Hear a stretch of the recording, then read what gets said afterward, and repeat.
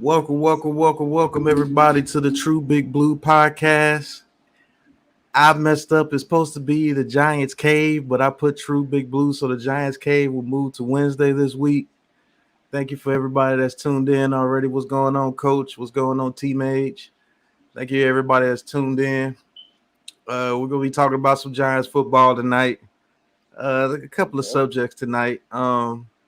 Actually, Coach, if you want to come in, we can actually break down Ojulari tonight if you want to. I got a little bit of film on Oh, Ojulari.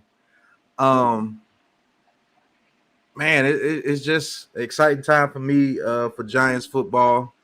I'm probably going to be starting a new series coming out every Friday as a premiere. So be looking out for that starting probably this week or next week.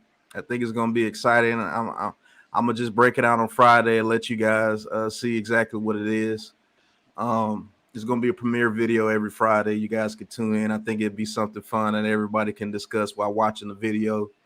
Nimmer, what's going on, bro? Thank you for tuning in. Team what's going Age, on, Coach member, Nimmer. Coach Ed, But teammates? I mean, let's talk about Giants' future. I did put the link in the Big Blue Crew chat, but I will put the link in the chat if a couple of people want to come on. Not going to bring on everybody, but if a couple of people want to come on, I'll definitely let a couple of people on. And yes, Nemar, I think they do force a game 7, the Celtics.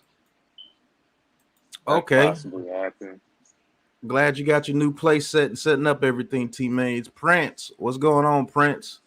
You said they Prince, gave my boy DJ keys to the Porsche. Yes, they did. yeah, Jarius, what's going on, bro? But let's talk about that a little bit. Taj, you've been the biggest advocate for Daniel Jones coming into the season. You think that he's going to turn around and prove to be a franchise quarterback? LJ, what's going on? What do you think about the news coming out that Brian Dabo and Kafka are going to give DJ the keys to the offense? They're going to allow him to use his knowledge on the field to adjust plays if he sees a play needs to be adjusted. They're going to uh, give Daniel Jones the freedom to be a quarterback this year. What do you guys think about that, or what do you think about that, Taj? man, it's just like basically just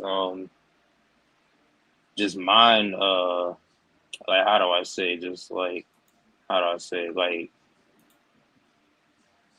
it's like man it's just bright mind things going on with the Giants. And yeah, man.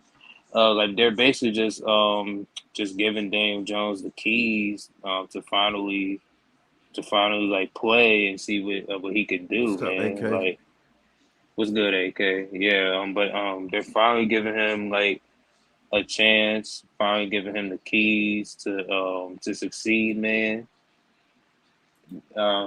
And like I did see the quotes from Mike Kafka.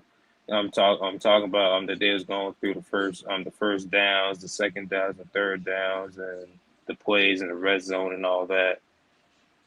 I think, hey man, like I don't think it was something that we've seen from the last coaching staff, like with Judge and those guys. I don't think that those guys was going through like film with each other, what's going to be filmed with Daniel Jones, looking at the plays that he likes to do, um, for them to run in this offense. So yeah, man, I think it's really interesting to see something different.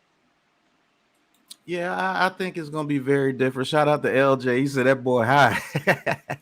Blue City, what's going on, Blue City? Tim Frith, what's going on, brother? He says the Browns will try to trade Baker Mayfield to the Panthers. Yes, I do believe that's the only team that will actually take on his contract. AK, what's going on, AK? Shout out to Tudo, always bringing in the support. Tudo, Tudo Azuri, thank you for the 4.99 super chat. He says, "Salute, Big Boss Pat, drop by your office to pay our proper respects, and for all Giants fans around the world, all around the world, slap all stanky birds, losers." Boyd's loses out the door. Forget about it. Shout out to Tudo, man. Hope you're enjoying your family. Hope you're enjoying your vacation from that battlefield. I know you're ready to get back onto the battlefield and get back to putting people on injured reserve. But I will say this: just enjoy your family for the little bit of time that you have, and then let's get back to it. Let's get back to the grind. If anybody knows about grind, Tudo, it's you. Nimmer, he says, I don't think the Panthers want Baker Mayfield. Actually, Nimmer, they're actually trying to work that out now to get him to the Panthers, and I actually think he starts if he's traded to the Panthers from the get-go. He says, what's the link? Anyone or just AK, I put the link in the chat. I'll put the link in the chat again. Or are you asking for Taj's link to his channel? Taj, I think you have a wrench. You can put your channel in the chat if you want to. No, I think he wants the link for the panel. Yeah, I got the link in the panel. So yeah, if you want to click on AK, come on real quick. We can talk real quick. But just to go on what Taj was saying about Daniel Jones, about having the freedom to be an actual offensive quarterback. What I truly believe on Joe Judge these past 2 years, they took his playing ability away from him. What I mean by that, they didn't let Daniel Jones be Daniel Jones. Yes, he turned over the ball his rookie season, and yes, they did do a good job of him turning down the turnovers, but you made this offense so predictable in doing that. So I just don't – I didn't understand Joe Judge's logic with the offense the past 2 years, and obviously it was a problem because he's having a problem over there with New England right now. So – it was a problem, and I think he held a bunch of people back. To be honest with you, basically, I think what Joe Judge wanted to do is that he wanted to win games in a low scoring, close game fashion, like 13-7, like 17-14, 9-6. I mean, all types of games that he wants to win, and not like really just like score that much, which is basically his philosophy and stuff. He was trying to do a power run game with a team that doesn't have a power back. We have a finesse back. Right. We don't even have like a personnel to have a power run scheme like that.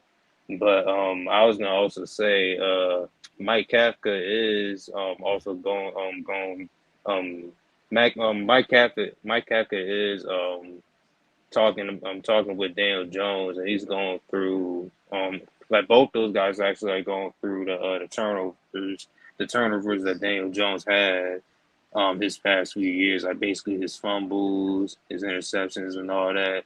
Like they was basically like just watching film on his turnovers and see what they could do, and basically what they did is that in practice, like they was basically like they was basically just making him practice on ball security, like basically like that Daniel Jones, like he runs out the pocket and then they chase him, and then they basically like have like this like these big cones on whatever that they wear on their arms and stuff, and then they try to like smack the ball out of his hands and stuff.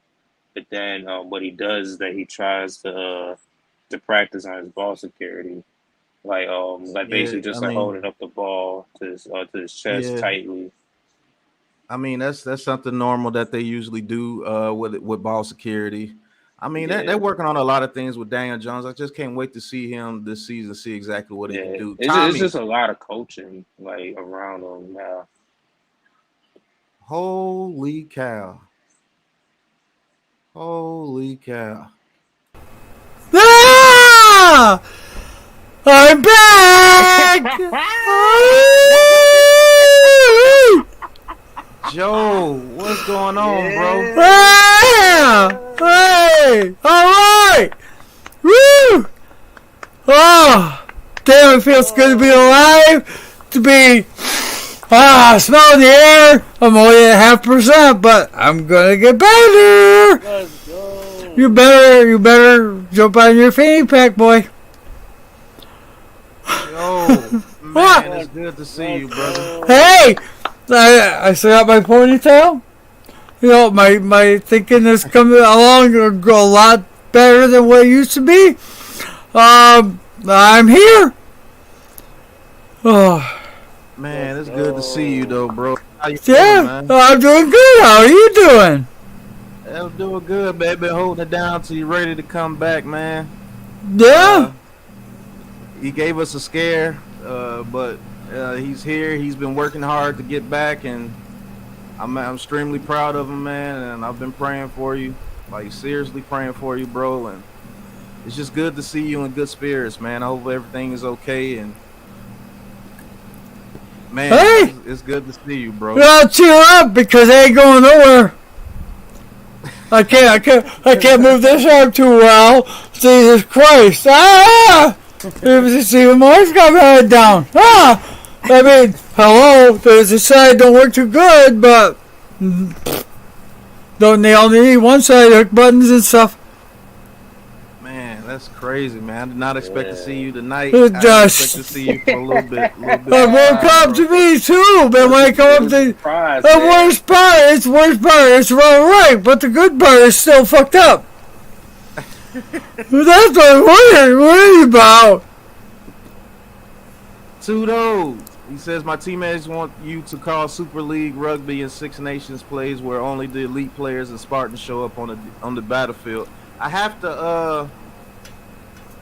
to see if I can actually get those games, man. Yeah. Yeah. Hey, LJ, I mean, if Joe wants to explain exactly what happened, why he had to go on the man for a little while, I mean, I'll never put out anybody's personal business. If you want to explain exactly what happened, you can. But if it's up to me, it's on the man. So. Well, here's the thing. All right, here it is in the nutshell. I got a stroke. I was 50% paralyzed. My arm and my right leg don't move. This side of my body don't move. However, I'm getting it moving. I'm working out. I'm getting better every day. My trust is better every day. If I talk really fast, I get lost. So I'm going to a speech therapist. I am working out. I'm working out. I'm under 200 pounds. I feel good. I feel great. The doctor said that there's nothing wrong with me. If he's going to take me 2 to 3 months to get better. And I'm coming after you. Huh? Hey, don't hold me back, baby. Yeah, strong cat, man. Yeah. I fucking love you, Joel, man. I miss you, man. Seriously. Yeah. Hey, you know what? You can play all you want, but you ain't down with me. Though I may be down, but I'm never out. Yeah, baby. Keep fighting, dog. We love you. Shout out to everybody in the chat, man. Everybody in the chat, man. Put the strong arm emoji in the chat for Joe, man. Yeah. I mean, But Lou wants a cat. Cat. I put the link in there, but man, it's just good to see you, bro. Man, I missed you on the stream. Hey, I miss you too, guys. Don't get me wrong. I miss all of you to the fullest of my extent. I mean that from the bottom of my heart. That goes for Lou, Pat, everybody on this channel, all of my supporters, all your supporters, because they're what makes this time to really accept what is going on. And now I feel set back. But as for now, I'm still here. I'm alive. I'm well. I'm coming back. This is the 3rd time for my body. I'm coming back. And I'm going to go with my throw. Yep, that's right. That's now that's what I was for. Calm down. Pace yourself. Get your blood pressure high, my brother. Oh, no. Doctor said that I'm not even normal and half of me works and the other half is there. It'll come back. It'll come back. You're a strong motherfucker, man. Go 15 rounds, bitch. Tell him. Yeah, bitch. Come get me then. Ha ha. Man, it's cool, man. This happened way faster than I thought it would happen. DJ Jay's fan, Miss, Namar, Tony, and all you supporters, all the love. I love you. You've been asking where I've been. You know what? This is where I've been. I'm coming home. I come home last Thursday. I wanted to take 3 days in with my wife, my family, my close friends, and myself, and we just slowly enveloped and allowed. I wanted to do it Monday, but I couldn't do it. I got tired. Tuesday, here I am, boys. Here I am. Come on now. Come on. Let's see it. I know you guys are laughing inside. You gotta go to the gulag. Hey, where's the tree? You missed work for a month and a half. To the gulag you go, motherfucker. Yeah, that's right. Yeah, man. Oh, man. Woo. I've been waiting. We got passes around here. There's no crying in baseball. That's right. You don't cry in baseball. What the fuck you doing, Kim? I'm not doing Good anything. for you. What'd I do? End up in the screen? Come on, guys. Let's hey, we're here to talk sports. Salute to the wife. She's a fucking. Hey, sister, salute to Miss Kim. I do want to say this, Joe. Salute to Miss Kim. That's a strong woman right there, man. She's been by Joe's side the whole time. She didn't panic. She got our guy to the hospital. Yeah. She called me cool, calm, and collected. And we've been praying for Joe this whole time. And Joe's not 100% back, but man, he's 100% in our hearts. And you guys continue to pray for Joe. Joe's a strong cat, man. Listen.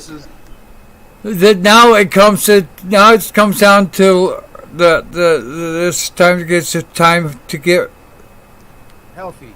Right. Start living a healthier diet. I got way of life. I got that. I got it respectfully for the what am I getting tomorrow? Who am I called? I'm so excited and pace it. I can't hurry. I'm getting. You can tell. Speech therapy, I think, is coming tomorrow. Yeah, and then I'm getting a mental error. I can't say that word. They're gonna teach you how to give sports. head. Yeah, it's Wow. okay. That works too. Speech therapy. How it works? See? Occupational therapy. Yes, that's what you get. And physical therapy. What, sports therapy? Yeah, he's right after the bed deck is still used. Pause. Hey, pause nothing. There's got I got move button. Okay, yes, dear. Hey, man. I am doing great. I'm doing fabulous. Okay, let's talk some sports, damn it, because we're talking sports. We're going 11-6, baby. Yeah. All right. Well, we have Joel on here. Like I said, everybody in the chat said it as well. Pace yourself, Joel. Your family's always gonna be here. Yep. Make sure you take care of yourself. Make sure you take care of everything you need to take care of before we go back full time.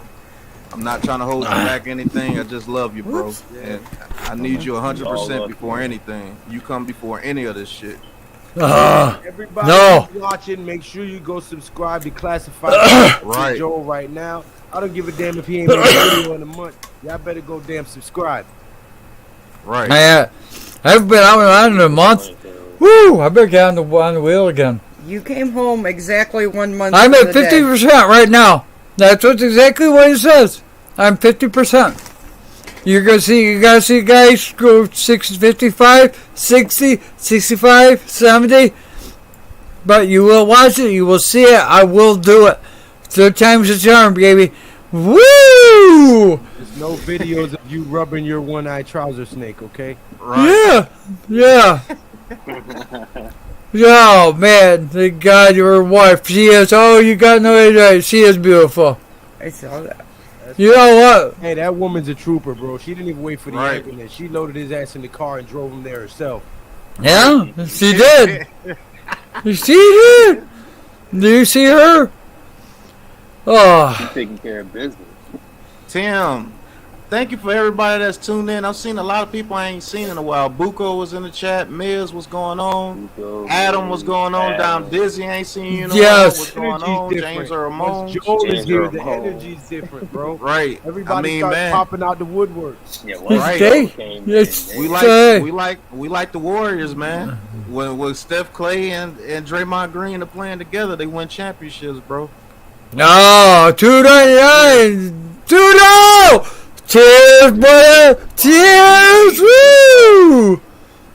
Tudo with the Yeah. 499 super chat. He says, "Welcome, Big Joe. God bless you with all our prayers. I take you personally to the link on December 11th, watching us kick and sleep all boys losers." Sleep Well, all no. boys losers. Well, goddamn it, December 12th is cold, but you know what? I will go with you next year. How's that? Much better. The Yanks are losing. Oh man. Hey, No, it ain't with me.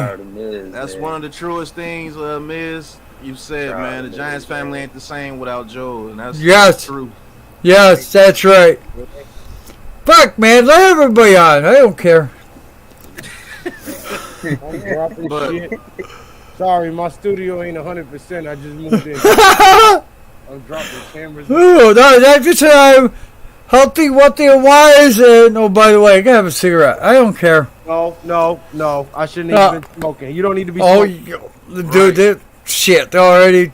Joe, me- come on, man. Like, Damn seriously it. though, bro. Look, I will quit Seriously. with you. What'd you do to right Greg now. last time? I will quit Oh, with you. I will Let's quit get, with just you. get it I away. will let me get a couple of weeks being calm. trash. Let me be my calm. I mean, I went sick and everything, and all was bad at one time. And I thought about the True Big Blue Giants podcast, and I said I can't leave these guys behind. But you know what? I got the shit coming out of my nails. Give me a couple of seasons with that on. Ooh. So, Hey! What's up, Woo! Joe, man? How you doing? Hey! Man, don't get too excited, young brother. man? I need you to stay Right. healthy, man. Yeah, I know. I'm gonna take them. I'm gonna get rid of these, I but like Mrs. statement. oh, Just smoke the weed. Not You the said cigarette. no. don't need You the said cigarette. no, Joe, no Sig. This time you quitting Sigs, bro. Like, You got to. I'm gonna quit with you you, got bro. to, Real man. shit. well, you gotta quit to that one. Everybody's saying quit. How the fuck am I gonna quit? Well, it's more than everybody else is a goddamn smoker. Hey, There ain't no way. hey, look. Oh, If it's that serious, I mean, I'll yeah. quit You can smoking do it. blacks with you. You can do it. okay. Smoke cigarettes. I'm gonna I smoke- speak. I Don't smoke eat the- marijuana. never All smoke three of us Oh. will quit, and your wife will too. Ain't that right, Miss Kim? She's like, shut up, motherfucker. Oh, Jersey Jordan! says, so yeah, good. he did put it out quick, didn't he? He Yeah. put it out quick.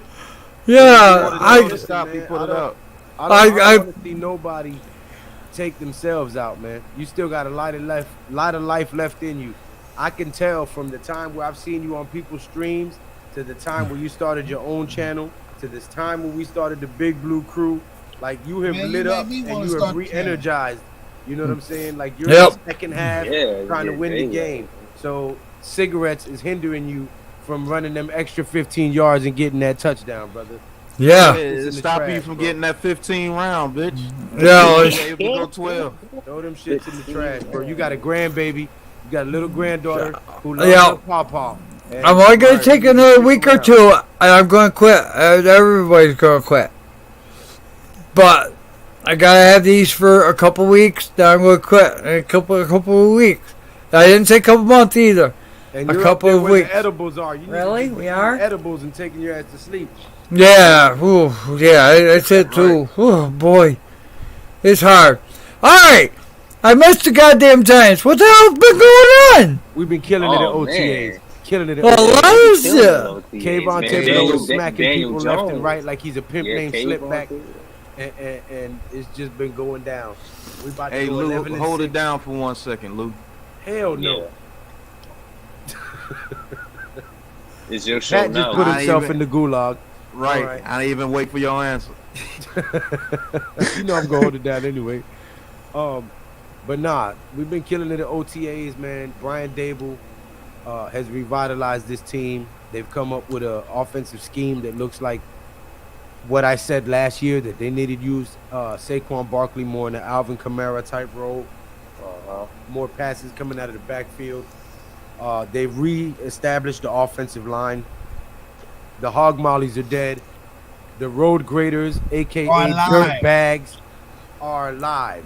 Okay? Daniel Jones Rick doing his Martindale thing in practice. has this defense flying around. Kafka and Dable have designed a awesome playbook so far from what I've seen. The Yes, plays sir. that they're doing are way different I than mean, I last don't year. like how I'm being covered by the damn. Well, Pat's the only one that can take the comments out Yeah. Okay. because it's on his stream. Did you just duck under the comment? Jay is crazy. Jay, Huh? oh shit. Nah, man, it's good to have you back, Joe. I'm telling you, bro. I've been praying for you. I drop It your worked. name as often as I can. I wrote you a couple times on Twitter, Joe. Yeah, sorry, I forgot everything. I appreciate it. But really, I couldn't strike too much. My right side is shot. Now I'm feeling that creep, and it's creeping from the middle out, and it's working. I'm telling you right now, even the little items are working. You wouldn't believe how much a couple of just learn how to get up. Did you say your little items are working? Pause, sir. No, Now I want pause. to hear about your little items, sir. Little item. Oh my god.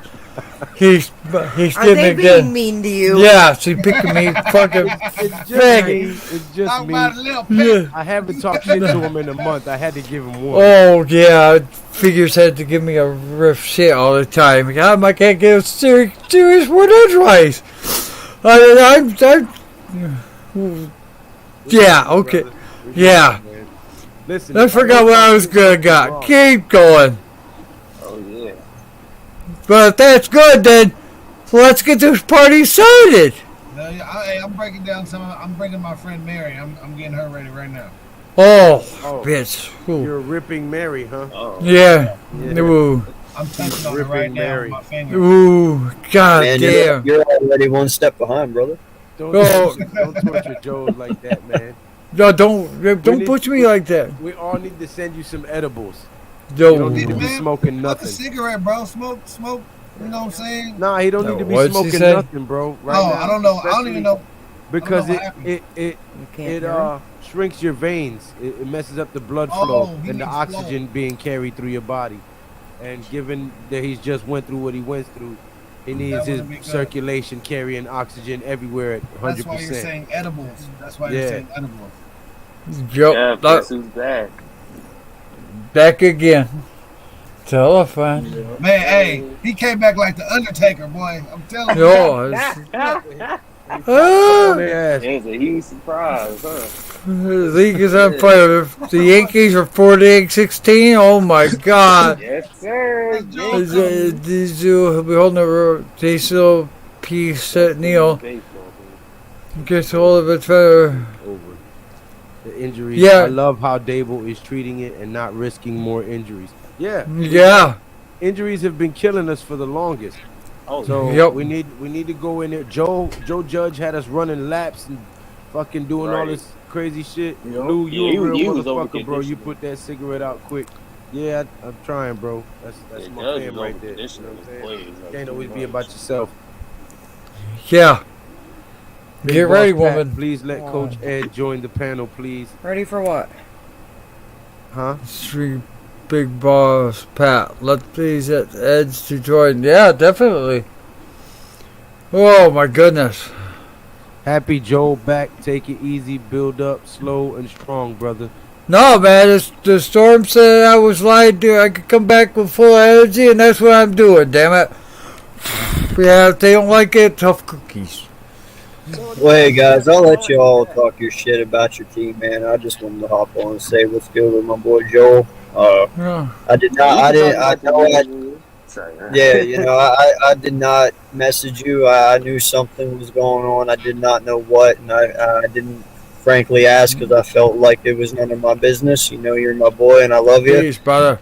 And I am so happy you're doing good, man. Seriously. I'll tell you what, it's glad to be back, damn it. It's glad to be back. Thank you. Hell yeah, You're welcome, brother. Well, you guys have a good night, man.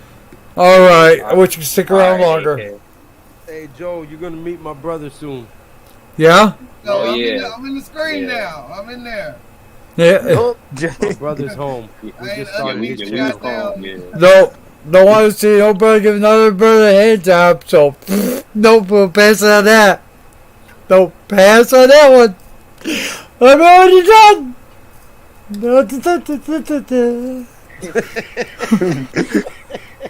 Yeah, me and Goose brother was calling the finals yesterday. Game 5. Oof. Oof. Yeah. Oof. Where they came back and did what they needed to do to take the lead in the series 3-2. Yep. Hey, y'all They know got I one more didn't game. even know this, but my cousin is on the I think he's like the Aaron Miles. He's like the fucking assistant coach or some shit like that for the Celtics. It's my cousin. He's from Portland, Oregon. He went to Kansas. Okay. He's like the assistant coach for the Celtics or something like that. How about the guy on Ross's Pat? First thing I turned on, That's my little brother, too, though. I'm the out big of weirdo, and he's going to be a player somewhere on the NFL league. How about that? Hope to God it's for the Giants, but one. Who? Tudo? no, his two guy, Fritz, for the guy he represents. Oh. Didn't you? Thank you. He run the city, but Spat. Didn't you see that guy going to get go ahead. I can't think of it. Sorry. What we talking about? You got a guy off of your the other cam thing. Oh, you talking about your boy that's about to go to the USFL. NFL. Yeah. You're talking about Cavante Turpin. Yeah, I didn't know Yeah. Yeah, I couldn't think that's of his the guy name that neither. was making the I was video. trying to help you think of it, but I was drawing a blank too, Joe. Shit. Mm-hmm. Yeah. If you want to elaborate on that, Turpin. They're calling him the Tyreek Hill of the USFL. He's been featured on Undisputed twice within the past month, and we've been getting calls. He will be in someone's camp this summer, and he will be competing to be on the NFL roster this fall. You will see him. You probably see him in a couple of preseason games this year. And I'm going to call him, but man, I've been there from the very beginning. The dude has worked extremely hard. He never gave up on himself, and he's making it. He's going to make it, bro. Me too. I mean, he is high five, man. Jeff, you see Joel on the screen? Yeah. Jeff, where you at, Jeff? Hey, Jeffy. Jeff got Joel? spectrum issues. Joel? There he Hi, is. buddy. There you go. Mom, it's so What's going good on, to see Jeff? you back. He's quiet. We I can can't hear you, Jeff. What's going on, everybody? We Can you hear can't me? hear you. There he is. Turn He's it off. talking. A little bit, yeah. Yeah, I can hear him. Yeah, you're running. Faint. Yeah. Joel, it's so good to see you on the channel. It really Well, thank is. you. I'm happy to see you back with the group. I had to call in when I saw that you were back on the panel. And no disrespect to everybody else, but just saying this, you were so incredibly missed, and it just did not feel right without you on here. So I want to say, Damn, skip. just really from the bottom of my heart, I'm glad to see you. You're doing better. Oh, I'm trying. Thank you. Appreciate the vibe, man. I don't want no crying in here. There's no crying in baseball. But we're talking football now. I'm trying to get to talking football, but I keep coming up. So it is what it is. You know, we talk about me. All right, no big deal. Oh shit. Oh, my baby. Yep. Grandbaby. Yeah. Oh boy. Oh boy. Right. Oh boy. There. Good point, Tommy, for one, Tommy. We have a lot There. of depth, Joe. Oops. Other We have a direction. There you lot go. of depth in almost every position group. We have depth. There is competition. Yeah, Grandpa woke you up with his yelling, didn't he? Okay. Hey, sweetie. We have a lot of depth and a lot of good, healthy competition in our organization right now. So it's going to be a lot of people that we thought were going to make this roster might not make this roster. Some of these young guys are competing for spots and might be the starters. So it's a lot going on, and it's going to be a hell of a year. Yep. All right, Jeff said he had some technical issues, but he will be right back. And Joe, I don't know, your mic is pretty loud. I don't know if it's I have it set up all the way. Shit. Is that better if I It's talk going quieter? down. I don't hear no more. It was like. Oh, I haven't done many fucking mics. Let me see that. What, the mouse? Yeah. I'm sorry. Tommy says Zimenez needs to go. I think Zimenez gets beat out by Tamon Fox, and I think they're gonna let Zimenez go. Especially he might be let go before preseason because the guy Ryan Anderson, he's playing for position as well, and I think both those guys are gonna beat him out. Yeah. And if Ryan Anderson has to go to the practice squad, O'Shea Zimenez will be released more than likely. But we have a lot of depth at a lot of positions, Joe. As you know, we drafted Wan'Dale Robinson and everything before you went on the men. We have a lot of depth at receiver. If you don't know, Darius Slayton is actually a candidate to be released. That's perfect. Is that better? Yeah, that is better. Yeah, I can go lower if you want. No, that's good. Nah, that's good, Joe. Don't worry about all that. I wouldn't care if it was doing a siren right now, man. You're here. I couldn't either. We're just happy to see you, bro. There. Ooh, Shout out to OG Knockout. He says, I want to be optimistic, but Daniel Jones ain't that dude. People make too many excuses for him. It's always someone else's fault that Daniel Jones is a bad quarterback. What it should be on him. Stats don't lie. Yeah, offensive line doesn't lie. Injuries doesn't lie. And coaching doesn't lie as well. But we'll see. Yeah, I agree that he's optimistic. I get it. But it was 50% coach, 50% player. But if it's 50% coach, we got rid of him. We got a new player. So now maybe if we get 75 out of him. Well, let's see. Yep, that's all we've been preaching this whole offseason. Let's see what these guys can do when they're healthy and they have a good scheme. Yes. Now if he screws up and the offensive line is blocking like an offensive line, then yes, they're gonna get rid of him. It's not like they're tied to Daniel Jones for 5 years or something. You guys act like they're tied to Daniel Jones. They just trying to see exactly what they could get out of him before they bring in their own guy.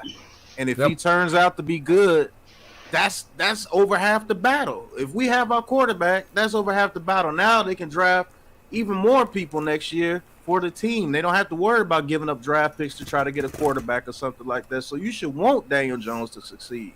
And not only that, he's worth the profit. Hopefully he does.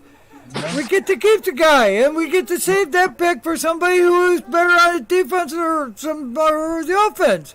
Yep. You know, Yep. we give him a 3 year contract. Let's see what he can do. Okay, he didn't do it, but damn it, I want to see. Yep. We need to make sure we exercise all of our fucking assets at this point. We got a new regime, we got a new staff, we got a new fucking everything. We just need to evaluate this. The name of this fucking year is evaluation. Yep. Next year, this whole goddamn team could be gone. It could be whole another little thing. They could run the whole offense differently, depending on the personnel they keep or not. Yep. Well said, Jay. Shout out to Sonny D. Ain't seen you in a while either, Sonny D. Thank you for tuning in, bro. Um, let's talk about the future of the Giants for a little bit. Hold on, OG Knockout said one more thing. I'm gonna give him his respect. He says, "I agree with what you're saying, but how all the coaches was good elsewhere besides here with Daniel Jones? That's not totally true. Jason Garrett was fired because his offense wasn't doing well with the Cowboys with Dak Prescott in there. Nope. And Joe Judge was fired because he couldn't run the offense and he couldn't run his team. What is Joe Judge doing now with the Patriots? Aren't they complaining about his offense over there with the Patriots? Have you been watching the news? Because everybody watches the media and everything, but when it goes against what they're saying, they don't bring it up. I'm not saying that you're doing that on purpose, OG Knockout. I'm not attacking you personally, but with what you just said, have you been reading the papers on what Joe Judge and Matt Patricia over there doing with the offense with the Patriots? And the offense is like, the offensive players are like, man, what's going on? We don't know where this offense is going. Why is Joe Judge calling these plays? What's happening to our offense? Is that not a complaint that we had here with the Giants? So if he's doing the same thing in a whole organization with Bill Belichick over there, don't you think that will have something to do with how sorry we were over here with the Giants? Mm-hmm. We don't even have the personnel that the Patriots do. If we're healthy, we have a good personnel, but we weren't healthy. We didn't have a good offensive line. We didn't have a good scheme. Yes, Daniel Jones has his issues, but it's not like he was just absolutely shit. Because we seen absolute shit at the quarterback with Jake Fromm and Glennon. Mike Glennon. Oh, we seen how bad it got with those two guys in there. We went from looking a bad offense to an offense that was unwatchable. So Daniel Jones, you have to say something about Daniel Jones if it got that bad when he went out. It got so bad that we were running back-to-back quarterback sneaks. That's how bad it got. Man. Will we have run 2 quarterback sneaks back-to-back if Daniel Jones was in there, OG Knockout? Would we have done that? Hell, before he got injured, we won our last game against the Eagles. You see what I'm saying? Everybody was saying Glennon, and then when he got in there, he dropped the Glennon. Then everybody, Jake Fromm after one pass. After one series. One drive.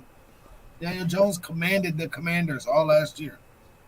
Right. And I don't want to get Joe too excited, but me and Joe told y'all, we said if they put Jake Fromm in there, you're going to ruin his career. And what happened? You guys complained so much. We want Jake Fromm. Jake Fromm got in there, and I was able to predict why he ran those 2 quarterback sneaks because he said he didn't. I said it. He said, shit, he don't trust them. I said if he would have threw that ball again on that goal line, he would have threw a pick 6. And sure as shit, that very next series, the very first pass he threw was a pick 6. Mm-hmm. But nobody brings that up when it comes to Daniel Jones. Nobody wants to bring up that Joe Judge is shitting the bed over there with the Patriots.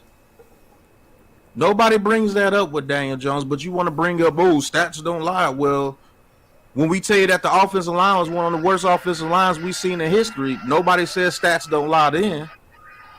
Nobody says stats don't lie when we've been the most injured team since 2013, 14? We've been the most injured team. Might even be before that, Pat. Might even be before that. But then to counteract that, everybody wants to bring up the Titans. The Titans had depth on that team. We were a team that had no depth. So when our stars get hurt, that's it. How can you expect somebody to go out there and shine when they're throwing a practice squad receivers? You got an offensive line that's not an NFL offensive line. Your running backs hurt. Your top 3 receivers will hurt. And you're playing in a horrible scheme. And your offensive coordinator and your coach are combating with each other because they don't like each other. You got a head coach that was a special teams coordinator that didn't really know what he was doing when it came to running the team. He couldn't even do good time possession. He couldn't even do good clock management. No, he's fighting the O-line coach. Right, you got offensive line coaches. He was fighting. You got an offensive line coach that checked out week 5 when he knew he was going to get the Florida job. Shout out to him for getting the Florida job, but damn, you could at least did your job here with the Giants before you went to my Gators. God dog it. You got a GM that you say that's absolutely incompetent. He can't draft. I mean, man, you got an owner that you say that doesn't even know how to run the team correctly. Yep. Yeah, but Pat, But we talked about this before, and we know what the deal is. Just some people, they don't care. They just don't like Daniel Jones, and they want to see him fail so they can be verified. They can be verified in saying he was the wrong pick at number 6. That's the only reason why they just don't like him, because they want to feel validated that he was the wrong guy at pick number 6. And that's the main reason why. They just want to feel right. As horrible as it is. Shout out to OG Knockout for being a totally good sport. Thank you, I'm not bro, for this keep sport coming back you. into the chat. Jason Garrett says Jason Garrett was fired because he couldn't get over the hump. 8-8 3 seasons in a row. Nobody complained about Joe Judge in Alabama and the Patriots when he was with them. Knew who Excuse. he was. How is that an excuse, bro? Hey, hold on, y'all. How is that an excuse? If we say that Joe Judge was not competent at creating an offensive scheme and him and Jason Garrett were not getting along, and then they fire Joe Judge and he goes over to the Patriots and the Patriots are saying the same exact freaking thing, how is that an excuse? You got proof. That's fact. It's proof. Okay. He's done it in 2 organizations. What? Right, when Joe Judge, like before he had the job, nobody knew who nobody in Cam. Alabama knew who Joe Judge was before he got the job. No, right. Nobody knew who Joe Judge was. And I can say this: if Joe Judge went over to the Patriots and the Patriots are saying, "Man, he's doing a great job calling offensive plays. This scheme was off the chain," then you will have a valid point. But our point is valid now because he's gone somewhere else, and he's doing the same thing. Yep. The same exact thing. Pat, can I say something on your point, which I agree with? We had a worse quarterbacks coach. I didn't think the quarterbacks coach was that good. Yeah, I feel like the quarterbacks coach was trash. She attorney is better now. I feel like he can help. You have better offensive minds that can help mold him. Just explain that to me. What quarterback in the league is just gonna ball out if you have an O-line coach that's bad, your head coach is bad, your offensive coordinator is bad, your offensive line is bad, your top running back is hurt, your top 3 receivers are hurt, your tight end is bad, the scheme is bad. Did Jared Goff have that many injuries? And then Jared Goff had a worse record than us. So what are you talking about? Yeah. The Detroit Lions had the number 3 pick, they had the number 2 pick, and they had way less injuries, and they had a whole system in place. So that's not valid. Daniel Jones won more games than Jared Goff with nothing around him. So that you can't that doesn't have any merit. And we got bring me somebody else. Yep. Yeah. Love you I agree with James. I agree Jared with Goff. If Jared Goff was so great, why did the Rams get rid of him for Matthew Stafford? Yep. Why did they feel that he was the weak link to the team? And guess what? It turned out to be freaking right because they won the Super Bowl. Oh, everything authentic. What up, authentic? What's up, authentic? What's going on, authentic? Okay. You put Jared Goff with the Giants, how many victories we get? Probably put Jared Goff in the same situation. Put Jared Goff in the same situation that Daniel Jones is here with the Giants these past 2 years, and how many victories did we get? Hey, authentic. Authentic says 4. We got 4 with Daniel Jones. I would say the same thing, about 3, 4, 5 wins the most. I say we get 2. Because Daniel Jones is a way better quarterback than Jared Goff. And guess what? Daniel Jones played 6 less games and won more games than him with this team. Think about that. Jared Goff played a full season. Daniel Jones had 6 less games and won more games than Jared Goff.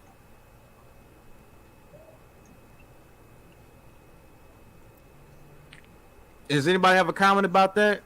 Jared Goff played a full season with the Detroit Lions, and Daniel Jones played 6 less games with this Giants roster, and he won more games. Damn. That's maybe why people would say that Daniel Jones and Jared Goff are around the same, because Daniel Jones just can't stay healthy. So that's part of it too. The guy has injury issues. Talent-wise, Daniel Jones has more talent than Jared Goff. It's just you see it. Is the Detroit Lions? Is the Detroit Lions offensive line as bad as our line? No, they have much better line. No, the Lions. They're better. Do the Detroit Lions have T.J. Hockenson or Evan Ingram? They have T.J. Hockenson. Do the Detroit Lions? Do the Detroit Lions have DeAndre Swift? Yes. Was he healthy? We got Saquon. Yes, Swift was healthy last year. We had Saquon Barkley who was hurt. The Detroit Lions had some decent receivers over there that actually played the full season. Yes, I like St. Brown. He's a solid receiver. Do the Detroit Lions have a decent offensive scheme, because their offense actually can put up some points? Yes. Yeah. You see what I'm saying? You put Daniel Jones on the Detroit Lions. Do you think that the Detroit Lions will win a lot more games than what they did last year with Daniel Jones? I think they do. Yes. See, you got to compare apples to apples, not apples to oranges. You put Jared Goff over here with this system that the New York Giants had with Joe Judge and Jason Garrett with all those injuries. Do you think Jared Goff even gets us 3 wins? I think the max can get us is 3 or 4. Jared Goff played with the Rams when they had everybody over there and a great running game with Todd Gurley, and they found out that he was the weak link.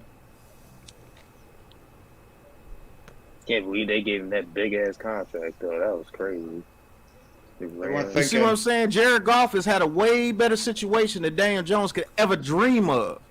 Great offensive coordinator too. Great offensive coordinator. From jump. From the jump. Yep. You guys act like. He says, Eric Seabrook says, all that shit you talking, Pat, sounds like you preaching the truth again. Let me pass the collection plate around to the congregation as Reverend Pratt preach on, my brother. Yo. Oh. We all hope you're right. We all hope that Daniel Jones can go out there and prove everybody wrong. What authentic? I love you, bro, and I'm not going at you, so don't take it the wrong way. I don't know if you took it the wrong way the last time. We didn't get into it, but we were having a debate. What quarterback does not need pieces around them to win? Tom Brady. Tom Brady. Needed pieces. Tom Brady needs pieces around him to win, because if he didn't, he would have went to the Dolphins. Just that one time when he had like, I remember one year he had just like Amendola and Wes Welker, and he had first couple of years he didn't have anybody. His first couple of years we won the Super Bowl. That's just the only one I can think of off the top of my head. But we beat Tom Brady twice. So.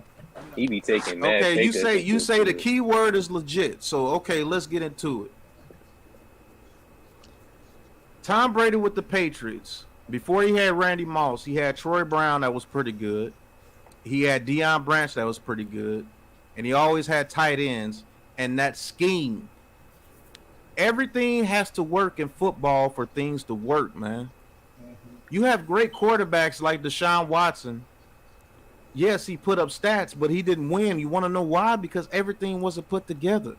The defense shit the bed most of the time. Everything has to work. Everything has to work together. This is the ultimate team sport. They say that for a reason, bro. Authentic. You played, bro. And you were good when you played. You of all people in this chat should know, because I think you've played the most. I didn't never make it to college ball. I think you played a little bit of college ball. I don't think, Joe, did you play college ball? I think you only played high school ball as well.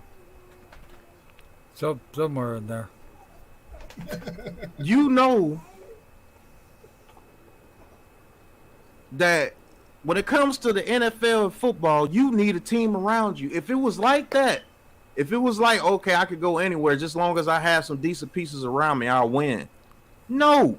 The goal is to win the Super Bowl. Why do you think Tom Brady went to the Buccaneers? He's seen it. I'm just saying he was the only one that I seen. If Tom Brady was like, man, I could just win with any old regular pieces, just let them have half decent talent, I'll take them. he would have went to the Dolphins. Yeah. You saw a ready-made team, and he was the Bro, missing piece. you're proving my point.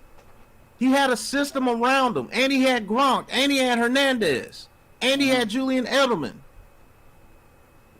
Borderline Hall of Famers. Gronk is a Hall of Famer. Edelman is a borderline Hall of Famer. I think Aaron Hernandez was a borderline Hall of Famer before he got in his trouble. Do you know they always had 3 running backs? Amendola and Wes Welker are only considered Hall of Famers because of Tom Brady. Yes, Tom Brady's on a different level than Daniel Jones. Nobody's going to disagree with you on that. I just threw that out there because you said name one, so I named one. That's the only, and he's the greatest of all time. So I mean, but Broadway Joe, he only had what was behind him. He operated that system satisfactorily. Now he left, and they put the rookie in. He went out, won 7 games, 8 games, something like that. It's because of the system. He was borderline, but I expected more out of him this year. Well, why can't Jones do that? I mean, come on. Let's talk about this because OG, I love that you're doing this in the chat, bro. Thank you for keeping the show going. He says, bro, you talking about the team. We're talking about Daniel Jones' QB play, homie. You still blame everyone else. Nobody's blaming everyone else. We're saying exactly what has to happen. We explain what has to happen in order for everything to work. So, before Stephon Diggs and them got there with Josh Allen, do you know that Josh Allen had worse stats than Daniel Jones his first 2 years before Stephon Diggs and them got there and they really ran that system with Gabriel Davis and all those guys? It was not good. Not good at all. Yep. He's struggling with accuracy a lot. Hey, what? Go ahead, Joe. Well, behind that, our coach and staff, they're new too. All the team, they're new to them. All right, hey, let's give the kid a shot. That's all we asked for. We want to see if he's good. Look, great, he's okay. Or, wow, oh my God, well, maybe we were sign him. But he could still go 12 wins, but we could still throw Jones out to the trading box. We could get 1 or 2 pickups for him. Yeah. To get a new guy, look, he gets to learn his job, he gets to learn his position. He's looking pretty good. You think some years not going to go, wow, well, was he one strap or was he more? You never know until you try. You've got to try out everybody then to see what the value is. Well said. You're right. And you guys say that, it's the quarter. It's on. Name one quarterback that's played in a situation like Daniel Jones and he absolutely balled. There's none. There's nobody that would be able to succeed. Even a good quarterback would not be able to succeed. Look at Mahomes. Mahomes was struggling at the beginning of this season because his whole team was falling apart around him too. It wasn't until that offensive line started to gel that really that offense started to take off towards the end of the season, and that's when Mahomes' turnovers started to lessen throughout that season. So it's not nobody's saying Daniel Jones is an all-pro. He's going to go out there and put up all-pro numbers, but the guy does deserve a chance to see what he can do in this system coming into the season. That's what you really just want to see, is give him the chance to go out there and see what he can do with a better scheme, with his playmakers healthy, with better coaching. And hopefully he can make it through the season mostly healthy. Give him an opportunity to go out there and either shine or fall on his face. And that goes with everybody else on his team, but mainly Daniel Jones. Give him the opportunity, and that's exactly what Joel was saying before. Let the guy go out there and have his opportunity, have his chance to go out there and show if he's going to be the potential future quarterback of this team or not. I mean, let's talk about it. When Daniel Jones had a system with Pat Shermer, He got my name. Still don't like him, but Patrick Sherman. He threw up 24 touchdowns and only 12 picks. Yes, he had a lot of fumbles because the offensive line was bad, but the scheme was good for him. Even though the offensive line was bad. You're quick. Even though the offensive line was bad and we had injuries at receiver that year, really only had Darius Slayton, but the scheme was pretty good, and Daniel Jones showed promise.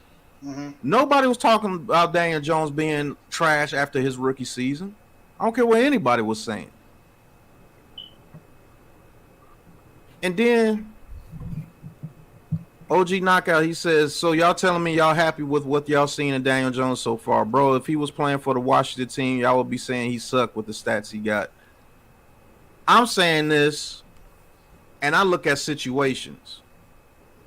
With the Washington football team, they had a way better offensive line, they had a way better running game, and they had injuries at receivers.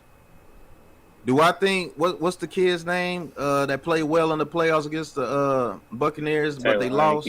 Taylor Heineke. Taylor Heineke had a better situation than what Daniel Jones had, and he played half decent. I don't care what quarterback it is. I'm not sitting here saying that Deshaun Watson sucks because he only got 4 victories with the Houston Texans, what everything happened over there. I know exactly what happened over there. But based on your guys' logic, he should be balling no matter what. Donovan McNabb, borderline Hall of Famer. When he went to the Washington football team, the Redskins at the time fell off a cliff because that team was dysfunctional. Fell off a cliff. Carson Wentz. You know why people say Carson Wentz sucked? Because he went over there with the Indianapolis Colts and had a perfect situation. And he couldn't beat the Jaguars or the Texans to end the season to get into the playoffs. It wasn't no reason why Colts shouldn't have been in the Super Bowl contention. Jonathan Taylor is a fucking. Didn't you just say that? Please, say that OG Knockout. Please, OG Knockout. Please explain to me what quarterback do you believe was shining in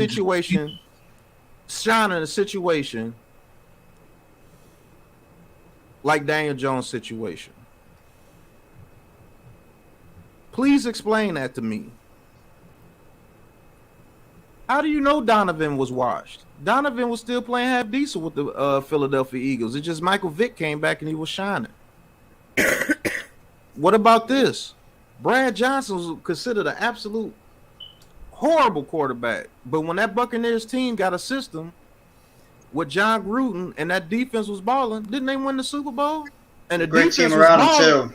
Yeah, the defense was balling with what's the coach name? It's not Herman. With Tony Dungy. Tony Dungy, yeah. But that offense got a lot better when John Gruden brought over a system, right? And they won the Super Bowl. Put good pieces around him too. Trent Dilfer considered one of the biggest busts ever. He went to the Ravens. He didn't do shit over there, but guess what? They won because the system was great and the defense balled out. Nope. That's true. Can't disagree with that. Well, I got a scoop. I'm sorry. All right, Joe, man. Right, Glad Joe. to see you, bro. Later, Joe. Glad to see you, Joel. Well, you'll see me great next to see week, you. too. I want you to notice difference in me. I saw a lot of death, a lot of little card things turned over. So, hey, hopefully I'm using my arms. Well, if I'm not, then next week to shoot for. But Love you, Joe. Love you, hey, Joel. it is what it is. Son. All right, See Joe. ya. Have a good one, brother. See you, man. Have a good one, Joel. See ya. Later, Joe. Bye, Mrs. Joel. You ready? Yeah. Bobby Skill. Bye. Bobby Skim. Take care of business, man. What'd you say? You gone? Damn it. Yeah. Yeah. Authentic says Daniel Jones, even if everything is perfect, he will never be in the class of Mahomes, Herbert, or Burrow. It's pointless, but I hope he does well. And this is the thing that I keep trying to tell y'all. You don't have to be a Mahomes, Herbert, or Burrow to win a Super Bowl. I don't care. Just you don't have to be a superstar. Sorry, Pat. Jimmy Garoppolo almost played in 2 Super Bowls when he was with the 49ers. You have to have a good team. Good teams win. Ultimate team sport, people. Is Eli Manning in the class of a Mahomes or Herbert or Burrow when it comes to arm talent and things like that? No. But ain't none of them in his league when it comes to being clutch in the big game. Right. All those quarterbacks you named, Herbert didn't even make the playoffs. Playoffs?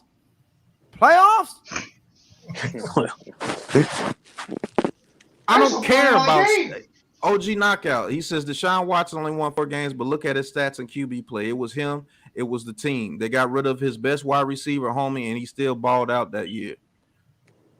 I don't care about stats, bro. It's about wins and losses. Frank Wader says ask Trent Dilfer. Great point, sir. Right. I already brought that up. Trent Dilfer, he won a Super Bowl. Brad Johnson won a Super Bowl. Yeah. Hell, lots of defense to think about it. Mark Sanchez was in the AFC Championship games back-to-back years with the Jets because of that system that they had win over the there. Super Bowl? Yeah. No, but he was in the playoffs consistently when he went to the Buccaneers and the 49ers. Who was the one with the Buccaneers that went to the Super Bowl? Brad Johnson. Brad Johnson, Trash. Yep. Absolute trash. Straight trash. Jimmy Garoppolo. Everybody makes fun of Jimmy Garoppolo, says he trash, but this dude has made it to almost 2 Super Bowls with the 49ers and was one pass away from winning the Super Bowl against Mahomes. Listen, we went to a Super Bowl with a bum-ass quarterback in 2000. With Kerry Collins. Yeah, Kerry Collins, right, yeah. We won a Super Bowl with Jeff Hostetler. What did he do when he went to the Raiders? Yep. Fell off a cliff when he went to the Raiders. Why? Because he just wasn't that dude. But when he was with a good team around him, he won a Super Bowl. We just said it's a team game, but a team of guys who have bought into the system. Yep. Right. Authentic. This doesn't make sense. You said, why do you want to go to a Super Bowl with a bum ass QB? Is it the goal of the NFL and as a team is to win the Super Bowl? I want to give a damn if I'm at QB. If we win a Super Bowl, that's a damn good year. No, Pat. The goal of the offense is not always to score, remember? Yo, that's so when he said that shit, bro. This is what I'm getting from what you guys are saying. You guys would rather have a quarterback that can put up a bunch of stats and not get wins playoffs every year. Not even make the playoffs. I've named 2 quarterbacks that didn't even make the playoffs. I made a quarterback, Deshaun Watson, who all knows that he's one of the best in the league. When he was in a messed up situation, no matter if you blame it on the defense or not, he was in a messed up situation. He only got 4 wins. Justin Herbert has a bunch of shit around him. He didn't even make the playoffs. Carson Wentz, you said it before. But you tell me if we had a very good team around Daniel Jones and we wind up making it to the NFC Championship or even better, win the Super Bowl, you won't be glad about it because we won with a bum ass QB. I could care less. Do you think Ray Lewis says that about Trent Dilfer? Man, I don't even care about that Super Bowl, bro, because we won with bum ass Trent Dilfer. You think Shannon Sharp says that? Because he was the tight end that was there. Do you think Warren Sapp and John Lynch say that? No, because they got a ring. Mm-hmm. Oh, yeah, you just named 2 other quarterbacks, Joe Flacco and Foles. Flacco can't get a job, and Foles, he keeps teams be a backup and can't play. But they won a Super Bowl. Why? Because they had a good situation around them. Yep, they got a ring. Absolutely. Tim Tebow got to an AFC championship. Yes, he did. You're right. Right. So Justin Herbert didn't make the playoffs because of how good the division was, homie. Ain't that an excuse? Hey, so it's okay for you to. This is it's not okay the for you. Debate channel. We come here to talk about good news in the sports world with our team. Not everybody's going to be happy with who the quarterback is. Everybody's going to be happy with the coaching, the scheme, the staff. But guess what? Our quarterback is who our quarterback is. They didn't give him the 5th-year option. He's just playing for this season. If it ends well, great. If it doesn't, we move on. So I don't understand what all the animosity is, what all the arguing and debating is about. Let's just cheer for our guys that have the NY logo on their helmet and their uniform for this season. Yeah, but Lou, you know, a lot of fans that should be what it is, but a lot of fans are going to want to feel justified that they were right and that we picked the wrong guy in that draft. That's why they want to continue to say they want to see him fail. Listen, I don't get it. I don't get it. This is what drives me crazy about that shit, right? Okay, if you're right that we drafted the wrong guy, does it give you a fucking bonus? Do you get a bigger paycheck? Do you move into a bigger house? Do you drive a nicer car? Is your bitch curves better than they were before you found out this news? I mean, I don't get it. You know what I'm saying? It's pointless. It's just wasting energy, putting out negative energy for no reason. We have a team that we cheer for. Sometimes they lose, sometimes they win. Sometimes they're run-of-the-mill, middle of the pack. Lately, we've been losing a fucking lot. I would like to be optimistic about all the good shit that's going on in the Giants organization right now so that maybe we can get some fucking dubs and have something to hold the beer up about and cheer and say fucking yeah, okay? Lately, we haven't had that. So right now, we look good on paper. When we come out and we start scoring and getting some dubs, we'll look great on tape. And if we fucking have a winning season with whoever's quarterback, I don't give a fuck. If we have a winning season, I will be happy because we've had losing seasons for damn near 10 years, with the exception of 2015 when we went to the playoffs and everybody went on a boat trip and took a gay picture. You know what's messed up? You know what's messed up? My daughter has never seen me happy about some Giants season. That's terrible. That's terrible, bro. In her eyes, her dad cheers for a bunch of losers. Shout out to the heavyweight champion of the world. Yeah, that's messed up. Ask Green Bay why they haven't been to a Super Bowl with their star QB, and for the record, DJ will be better than Mahomes, and that's the bottom line because the champ says so. I hope so. We all hope that's the case, that he will be better than Mahomes. He says we're already feeling justified. His stats has proven us right so far. Can we please just get a top 15 QB? If he sucks this year, he's gone. And what would that prove? Will Patrick Mahomes be shining with this team the way it was built this past 2 years? Will Patrick Mahomes be shining? That we had, fuck no. Fuck no. With the line that we had right now, I don't give a fuck who you put back there. And you know why I say this? I'm going to go back to this again. The New York Football Giants proved it in 2007 and in 2011 that you can have the greatest quarterback of all times back there. And if you blitz his ass and get after his ass, he's going to look like shit. The greatest quarterback of all time scored 14 points against the New York Giants in the Super Bowl 2007. And the greatest quarterback of all time scored 17 points against the New York Giants in 2011. So I don't give a fuck if you got Tom Brady back there. If that defense is smacking you and that offensive line can't hold up, your star QB means shit. Let's get that straight. So all this debating is ridiculous. Everybody getting all hot-blooded and, the quarterback was justified but not justified. He's a bum. He's not a bum. Who wants to go to quarterback? This shit is crazy. Draft Malik Willis. Like, I don't get it. Don't say that. You know what I'm saying? You put Tom Brady behind the offensive line that we had, he's going to get fucked up. You put Mahomes behind the offensive line we had, he's going to get fucked up. You put Deshaun Watson, you put Aaron Rodgers, you put any of these so-called elite quarterbacks with the offensive line that the New York Football Giants has had, and guess what? He's going to get fucked up. Period.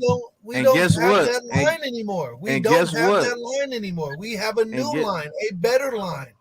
So let's just move on with that. Let's get, if we know that Daniel Jones is however he is, why don't we just be happy that they're putting the best shit around our weakest link to make him as good as possible?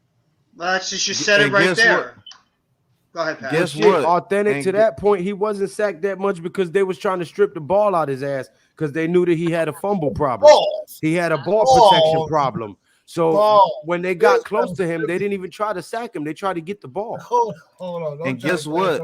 If your quarterback is getting pressure, what'd you say? Hold on. And just what? Right. And guess what? Hey, hold on. The ball out his ass, boy. Hold on. Just to go about this, getting pressure on a quarterback is actually worse than getting a sack a lot of times because it forces turnovers when you get pressured like that. But just to piggyback, Aaron throws.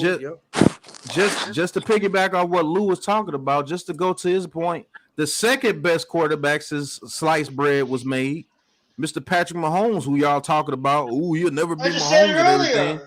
He got destroyed in the Super Bowl by the Buccaneers. You want to know why? Because his offensive line couldn't hold up against the Buccaneers' defensive line. And guess what? That Chiefs team looked totally different when the Buccaneers was getting on their ass in the Super Bowl. Pat, the beginning of last year, you remember how much he led the league in turnovers. He was leading the league in turnovers. Yeah. And why was that? Because their offensive line was garbage at the beginning of the season, which didn't help Mahomes. Your offensive line helps out your quarterback at times too. No, it's not. OG Knockout. OG Knockout. This is my first time talking to you. Thank you for coming on the show. I'm not saying Daniel Jones is a fire-ass QB. To me, nobody's saying that. Daniel Jones is a run-of-the-mill stopgap quarterback. Does he have the potential to be good? Yes, if used the right way with the right coaches. Does he have the potential to be a bust? Yes, if you keep him with a Jason Garrett or a fucking Joe Judge. Absolutely. What we're saying is he's not locked in for 5 years. So we have to play this season out. If he does well, you may weigh the option of giving him a franchise tag and playing him for another year and see if he can consecutively put winning seasons together. And if he doesn't, we move on from him. You know what I'm saying? I'm not saying that facts that we've been saying this. I'm not saying that Daniel Jones is a great quarterback. I'm not saying that he sucks. I'm saying he's average. Now, I'm glad that we didn't spend millions of fucking dollars to trade and go get Aaron Rodgers or no shit like that. I'm also glad that we didn't give him the 5th-year option because now we have the leverage. He either balls out for the bag or he's gone. You see what I'm saying? Right now, the New York Giants have the upper hand on that. It's a win-win. You know what I think is going to help that? I can't sit here and just trash Daniel Jones and like he's just a horrible quarterback when I know the situation that he was in.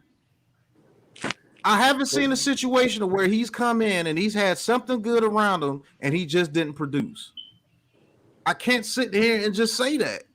His rookie year, he had something half decent with the scheme and he threw 24 touchdowns. He showed promise. Yes, he had turnovers. Peyton Manning threw 28 interceptions his first year. It happens. But everything was stripped from him. Do you get Joe Judge and Jason Garrett, who both couldn't get a really good job after they got fired? Joe Judge went back home to the Patriots and they're complaining about his offensive scheme with the Patriots. And Jason Garrett couldn't even get the job at Duke. They didn't want him. Hey, you see,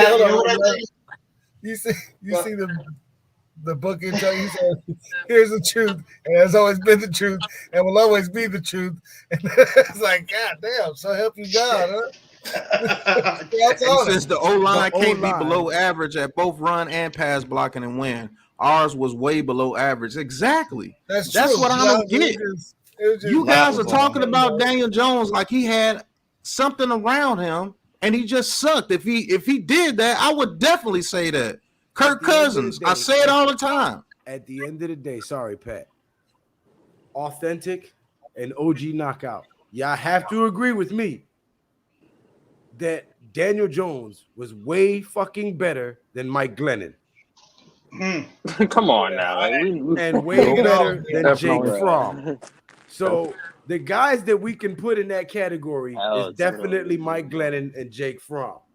Daniel Jones is average. Now, if he gets coached up and becomes a stud because of good coaching and good play scheme, great. If he doesn't, well, we're moving on to the next quarterback this year. Simple as that. But we're stuck with the guy for now. So I'm going to cheer for number 8 until this fucking season is over. What's up, Alex? What's up, Zeke? Hey, Alex. What's going on, Zeke? And I think what's also going to help him out a lot, we always forget, that monster in the backfield, 26. 26 in the backfield is going to help out DJ a lot. It helped him out his rookie season when he was healthy. Exactly. When Barkley has not been healthy a lot. When DJ is not, the two of them have not been healthy a lot together. Either one of them's been out when the other one is playing or vice versa. Those two help each other out so much. And when Barkley is there doing his thing, it only helps out DJ. It helps out your quarterback when you got that running back. That's a huge mismatch either on the outside or in the backfield. Barkley, I think, is going to have a lot to do with how good Jones is going to be as well. I really believe that 26. You want an example?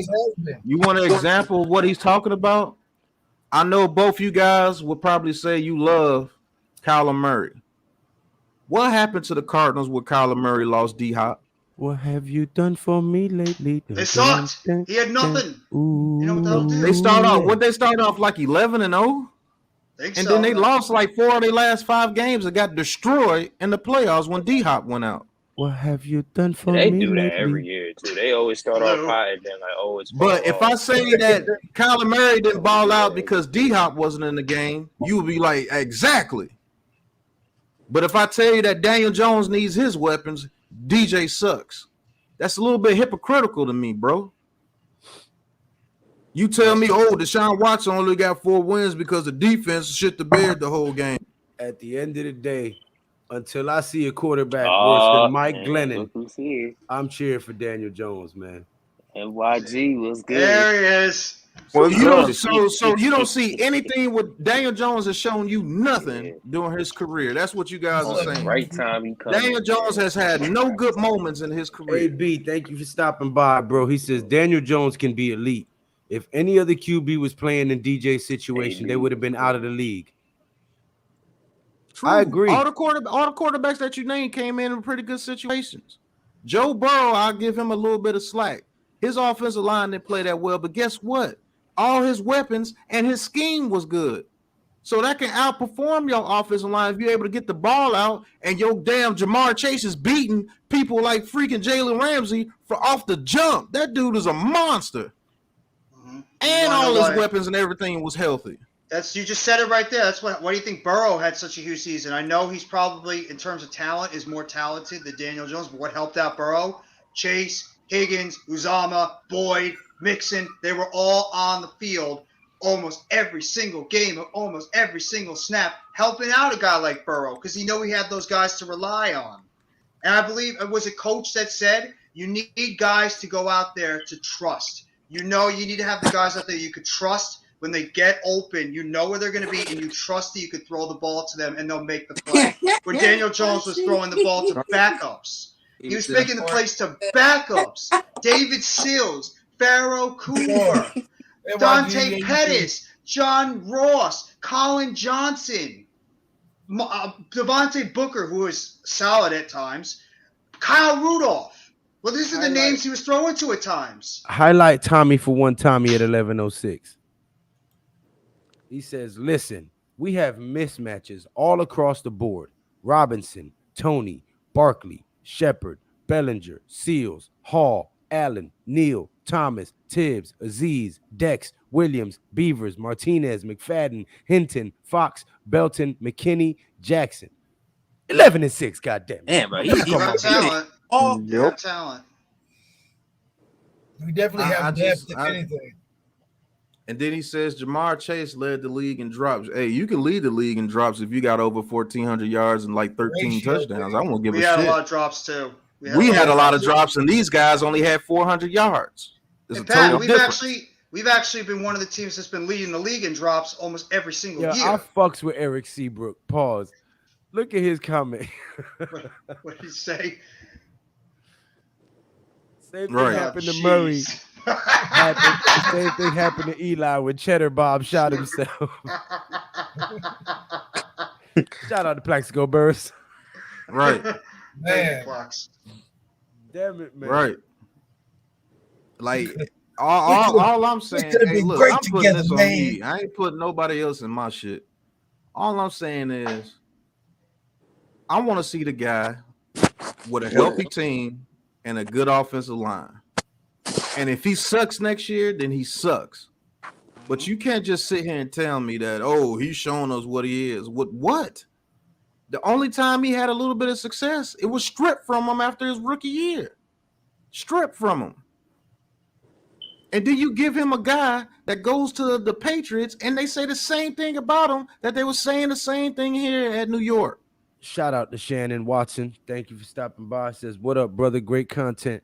Well, if Thank you you, appreciate Shannon. the content, hit Thank that you. subscribe button, hit that thumbs up button, and click that bell notification so you'll be notified every time Big Pat Sports Talk goes live. We are the Big Blue Crew.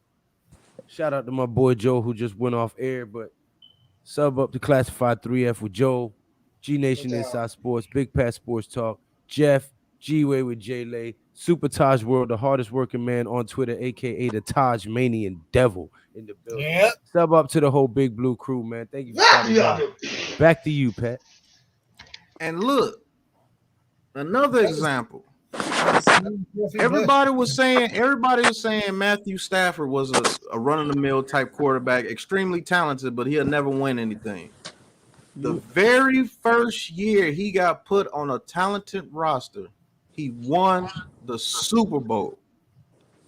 He went from the Lions saying that he will never be nothing, got that trade from the Lions, went to the Rams, and within 1 year, when he has some talent around him, not just Calvin Johnson, when he actually had some serious talent around him, he won a Super Bowl.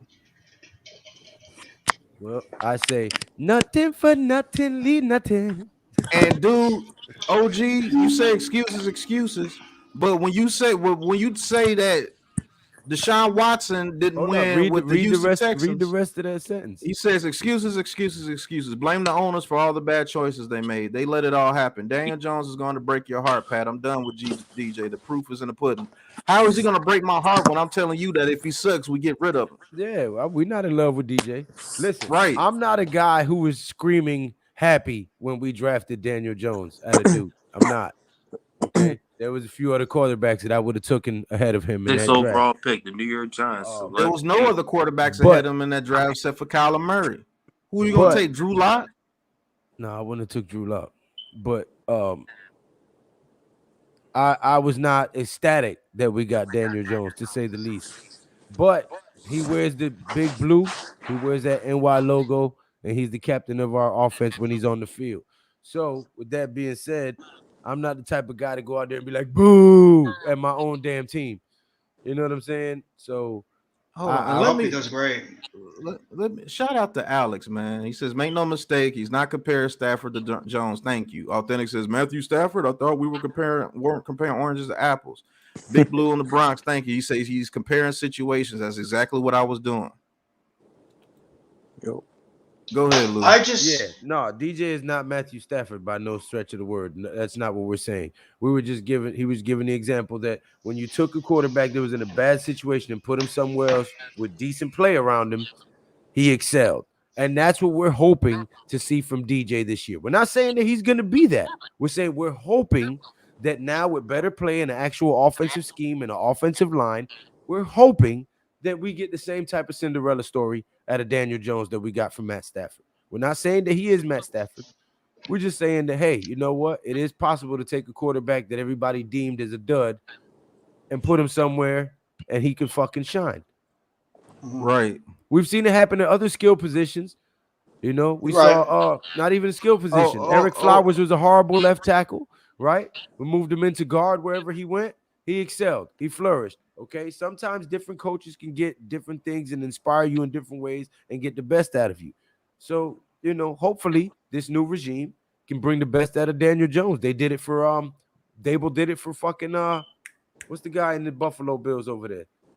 Josh Allen. Josh Allen, yeah. Because the year before that, a year or two ago, everybody was saying, "Oh, Josh Allen is this, Josh Allen is that. He's a bust. He's this and that." Dable got a hold of him, turned it around. So all we're saying is, hopefully, Brian Dable is the fucking quarterback whisperer, and we can get some nice, good year or two, maybe a playoff or a Lombardi out of this situation. Or if not, we're not tethered to the guy financially. We can cut him loose and go for our guy next season. So we're in a good situation as far as leverage. That's all we're saying. We're not saying, "Yay, Daniel Jones, he's the greatest." No, fuck no. Is it okay if I could say my piece on it? Go ahead, Pat. I want to say my piece on this Daniel Jones. I'm sorry, did I keep cutting you off? I'm gonna shut up and hit my bowl. No, don't worry about it, bro. I just want to say I want to say my piece on this because I'm so sick and freaking tired about this Daniel Jones Like the people that can't stand him. Daniel Jones sucks. He's never going to be anything. He's terrible. Or the it's the other way too. The people that think Daniel Jones is going to be God. I'm somebody that's in the middle with Daniel Jones. Daniel Jones has not had everything in this offense go to his favor. He has not had the best system, the best help around him, injured players. But at the same time, Daniel Jones has done some mind-numbing things that make us sit here and be like, huh? Like what are you doing? At the same time, it's a new year, it's a new season, a new staff, hopefully healthy players. Why can't, like you guys just mentioned, we let this guy go out there in the 2022 season where he's playing on essentially his last year of his contract. Let me just finish.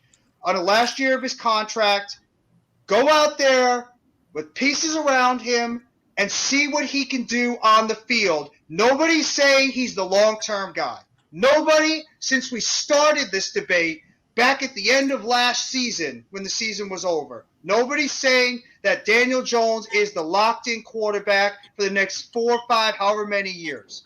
We just want to see Daniel Jones get a true opportunity with a good scheme, with players that are actually on the field for longer than a game or two, and have the opportunity to go out there and show what he can do. I'm just tired of it. Jeff. I'm tired, Lou.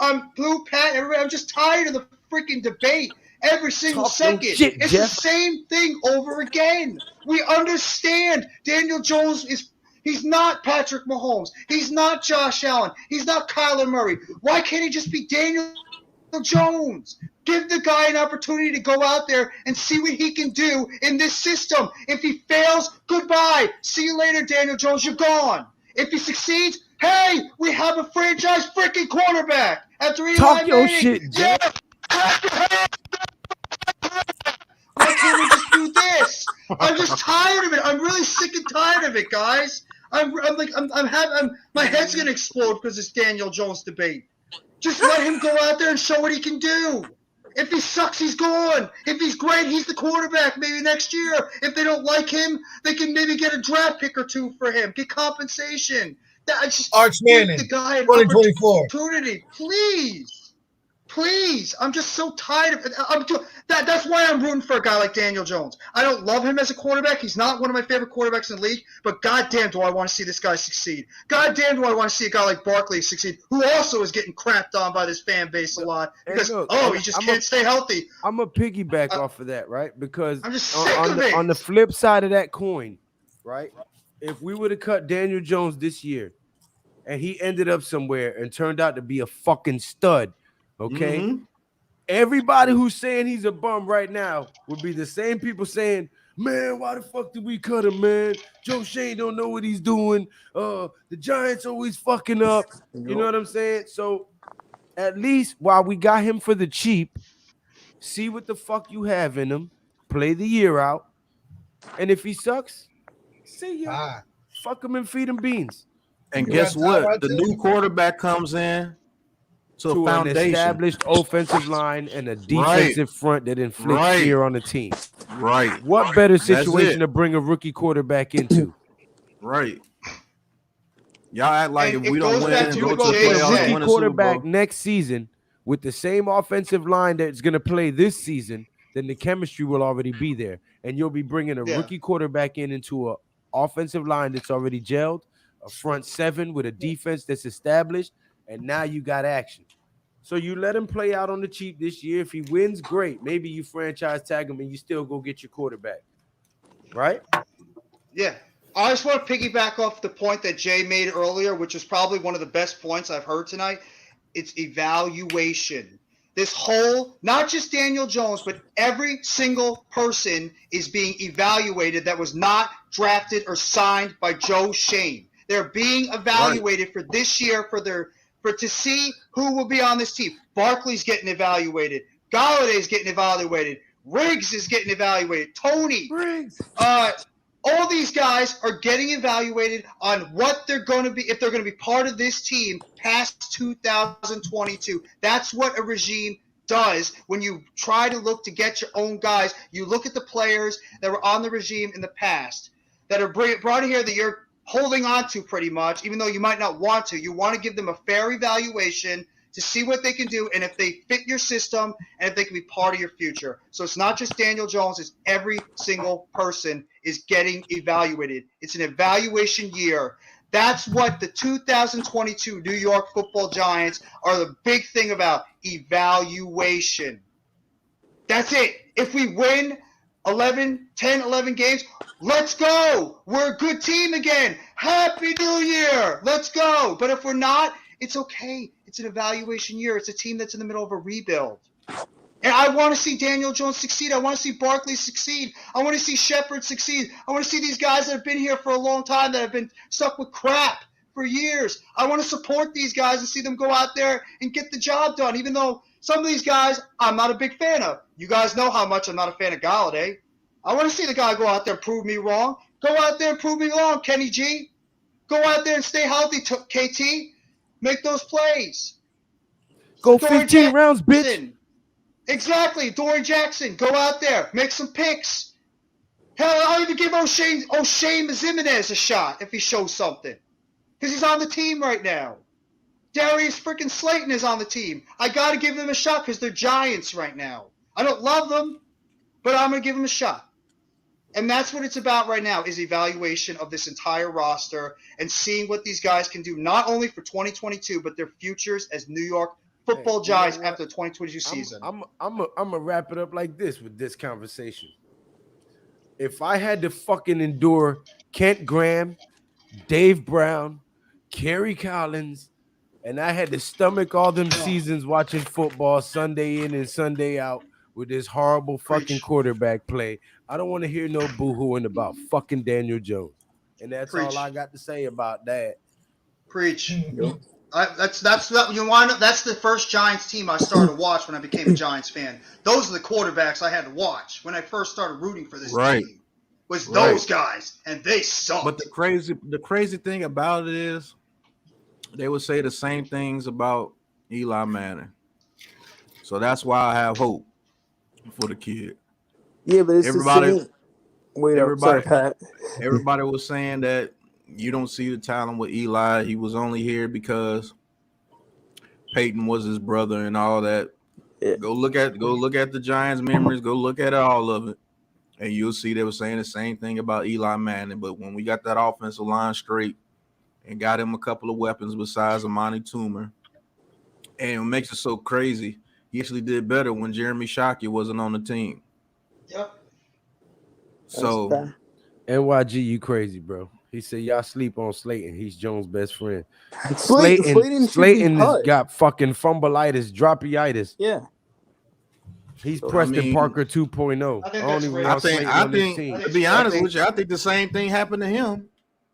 That happened to Daniel Jones. Matt Pert, and Darius Slayton can all go bye-bye for me. Lou, I'm with you, Lou. I'm with you, Lou. I think Darius Slayton should be gone by now. I think he will be. I think that Keelan Doss move and some of the other wide receivers, they see the guy was not getting first-team snaps with Galladay, Tony, and Shepard not even practicing. That might be a little, precursor of what's to come for Mr. Slayton. When guys like Travis Toivonen, Richie James, and those guys are getting snaps ahead of him. And we all know that they could save at least 2.4, 2.5 mil on the cap if they get rid of a guy like Slayton. So, just saying. Guys that fit the system. Hey, Jersey Life, we're not going to do that. Authentic's a friend to the channel. He just has a difference of opinion, but we're not going to do that. Nah. There is a lot to have their own opinion. That's what makes sports him and the Beard, they do their channel. They always take a break during the off season. They get back started around when the preseason starts.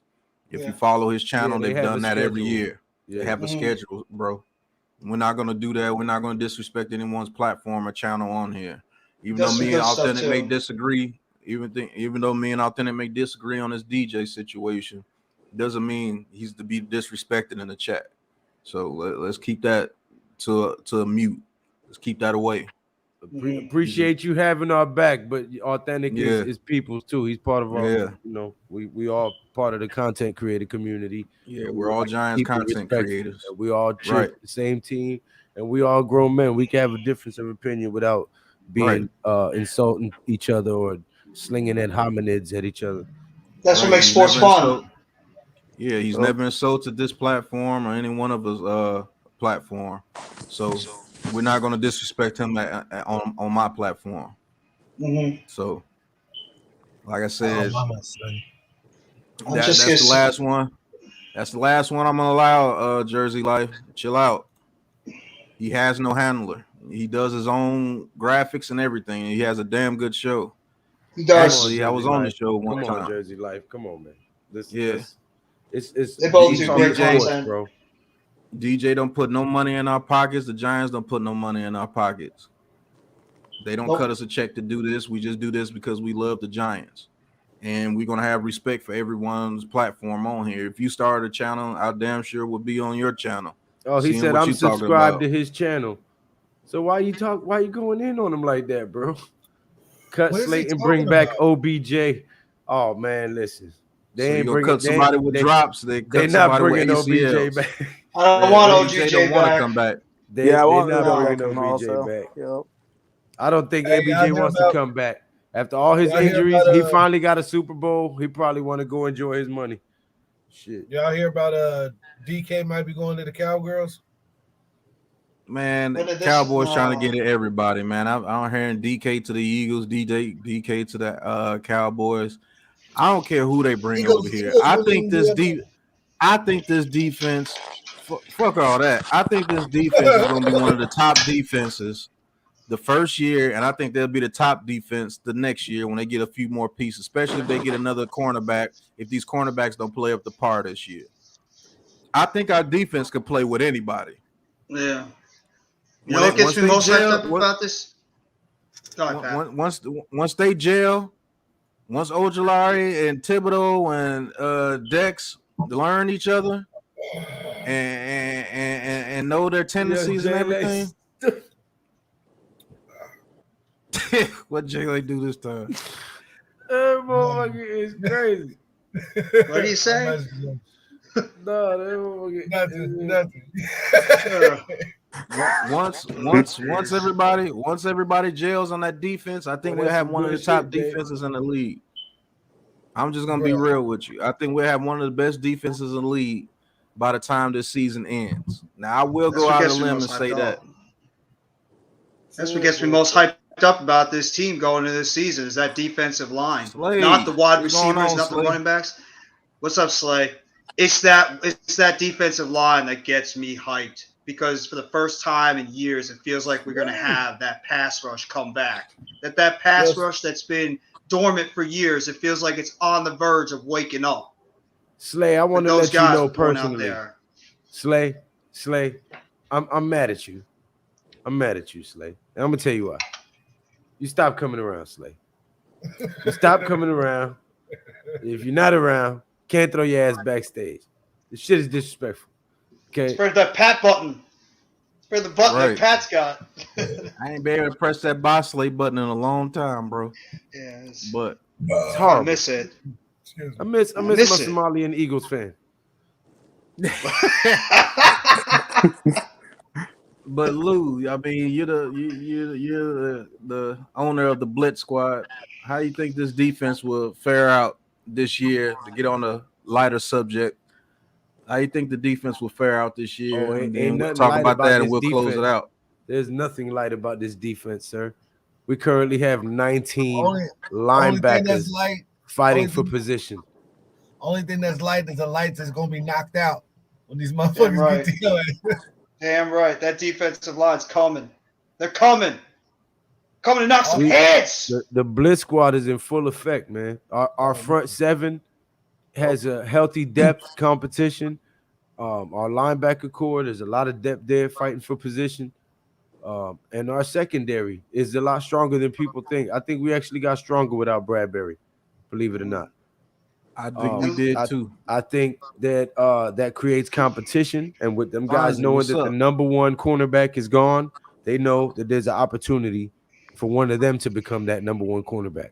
Creates competition. So this training camp and this preseason will bring out the dog in our secondary, and we will know who's who by the end of mandatory camp. So that gives you a leg up going into the preseason, because then in the preseason you're just looking for your third and fourth stringers because you already know who your first and seconds are.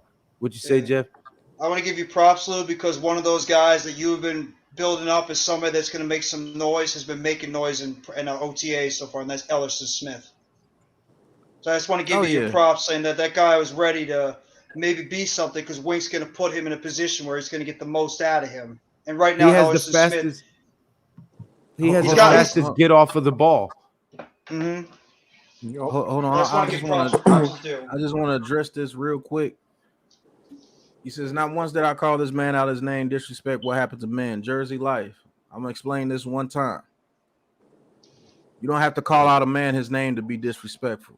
To say that man has a handler, knowing that you know what they do on that show, just think about the situation. You saying that the other person on this show, the beard, is his handler. That's a grown fucking man. I actually have, I ain't going to say admiration for Authentic, but I do, take what he says serious, because he's actually played the game and he says a lot of things that make sense, and he's not scared to say what he has to say. But no way in shape or form I'm gonna tell a grown man that he has a handler. Especially, you already know why you said that. You see what I'm saying? I hear you. It's the reason why I said something, because we are men. You're not going to sit here and tell another grown man that he has a handler, he can't do what he loves to do because somebody says that he can't do it like he's some little boy. That's disrespectful, and you know it. That's why you said it. All right, let's get back to football, fellas. Lou Belton, Corker, Flott, ready to get reps. OG Knockout says, now we agree on something, the defense. Authentic says, if the defense gets back to 2020 form, we got a shot to compete. Oh, we're going to compete. They get back to 2020 form. We're going to compete. Pass rush. The blitz squad is going to be in full effect, Authentic. The blitz squad is going to play get at his ass. Pause. Oh, yeah. I got to make that T-shirt, too. You don't think that? You don't think offensive? You do. You don't think teams right now are looking at that New York Giants defensive line and be like, oh, my God, who are we going to double team? Who are we going to try to take out of that game? Because any one of those four up front cause havoc out there. You know what, Jeffy? I don't think they're doing that. I think they think that we don't know underestimating us. Yep. I think they think that we're just going to be some easy pushover, team that we've been. Hence, years. Why I said week one we will come out and make a statement defensively, and we will beat the Titans, and it will be a defensive ass whooping. I promise. If we win that game, it's going to be like 17-14. If we do win that game, it'll probably be like 17-14. We start out 1-0. We beat the Titans with an impressive defense. 11-6, my G. And Authentic, you're gonna have to agree this year. 11-6. If we come out and smash the Titans with a monster defense in week one, oh, I better hear you say 11-6, or at least see you type it, motherfucker. I'm gonna throw a party if we go 1-0. We'll be above 500 for the first time in like 3 or 4 years. Might start putting the streamers up. I forgot what it's like to be above 500 as a football team. Does it feel like 10 years ago? It feels like 10 years ago we were above 500. We go 1-0. How are we not happy? We're actually above the 500 record. That's awesome. That's great. We can maybe go 2-0. Hey, shout out to Frank. Thank you for tuning in, bro. You have a good night, bro. Thank you, Frank. Hey, Frank says we beat the Titans. I can see 2-0 and some momentum. True, but he still backs out and says, "I don't know, 11-6. I don't know, Lou." Man, we going 11-6, bro. Hey, I wouldn't be mad at 9-8. OG knockout. I'll take it. Sign me up. Sign me up for 9-8. Above 500. Says Beavers will be dominant. Fox will rise in the rotation. McFadden will stay with consistent fly. Will learn on the fly. Belton will hit hard and instinctively. Davidson will stuff the run. The defense swarm. Tommy for Tommy, I appreciate your knowledge of this team because you know exactly everybody who's on the team, and you make some good points. Yep. I think they like Beavers because I believe he fits Wink's system well, and look for him to start opposite of Blake Martinez. Flat, I think he's gonna have to get. I think it's gonna be a little bit of learning curve to him, but once he gets Brother King that Tone. learning curve, what's going on, What's up, Tone? I think he will hold down that slot position and even play some outside corner for us. Belton, I believe he's going to be the guy that we send as a torpedo. I think he's going to play the end box safety very well for us his very first year and learn and turn into that starter that we may need him to be, just in case Julian Love either balls out and he wants too much or he sucks. Davidson, I think he will be on the bench the very first year and he will learn behind Ellis, and I think he will be on the bench the very first year. I don't think he makes too much of an impact for us this very first year. I think they give him time to learn. But you definitely bring some good points. Excuse me. Robinson's that guy I can't wait to see. Understood, Jersey Life. Let's move I we don't even gotta acknowledge it, but you should go back on Pat's channel. He's actually made videos of why Daniel Jones is trash and what he can't do. No. He was him and Authentic. He was talking about Authentic. Yeah. Oh, okay. I mean, Jersey Life, man, just leave it alone, bro. We disagree about Daniel just Jones. Explaining his position. I said we all understand your position, where you coming from. Yeah, we understand. I totally understand it. From. We good, but let's just move forward. Yeah, let's enjoy the rest of the podcast, Jersey Life. You know, you've been one of my day oneers. You know what I'm saying? For the longest. So let's just keep it football, my G. That's it. You know what I'm saying? Come on. Doing good. I know you got something else. I know you got a statement about some football shit. You know what I'm saying? I know you do. You're a football fan.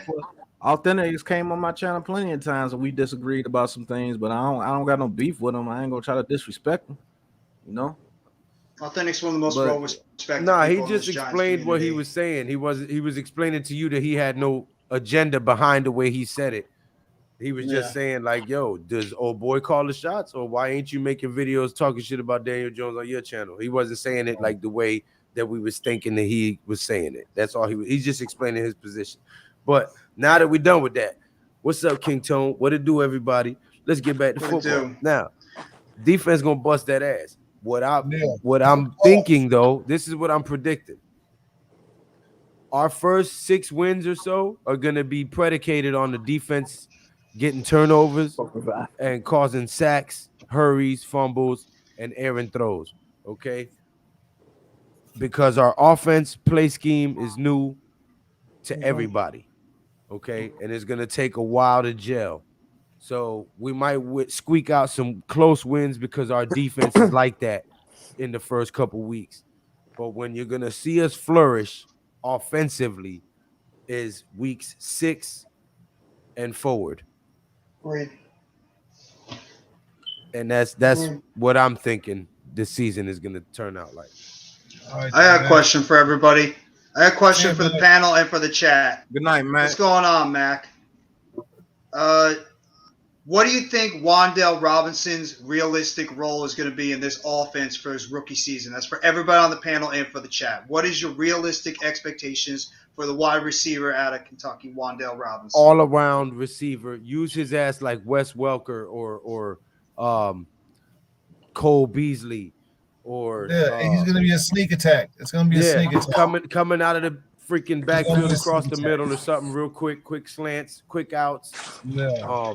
You paying attention to somebody else. He sneaks behind the defense, big bomb, maybe double reverse. You know what I'm saying? Jet sweeps, whatever. You hand it off to Tony, and everybody's gonna shift over to where Tony's going, and he just drops it down and has a little pitch down to Wan'Dale, and he comes around the other side and going up the sidelines with Bellinger and Galladay or whatever blocking, and Saquon blocking on the outside. You know what I mean? We don't know.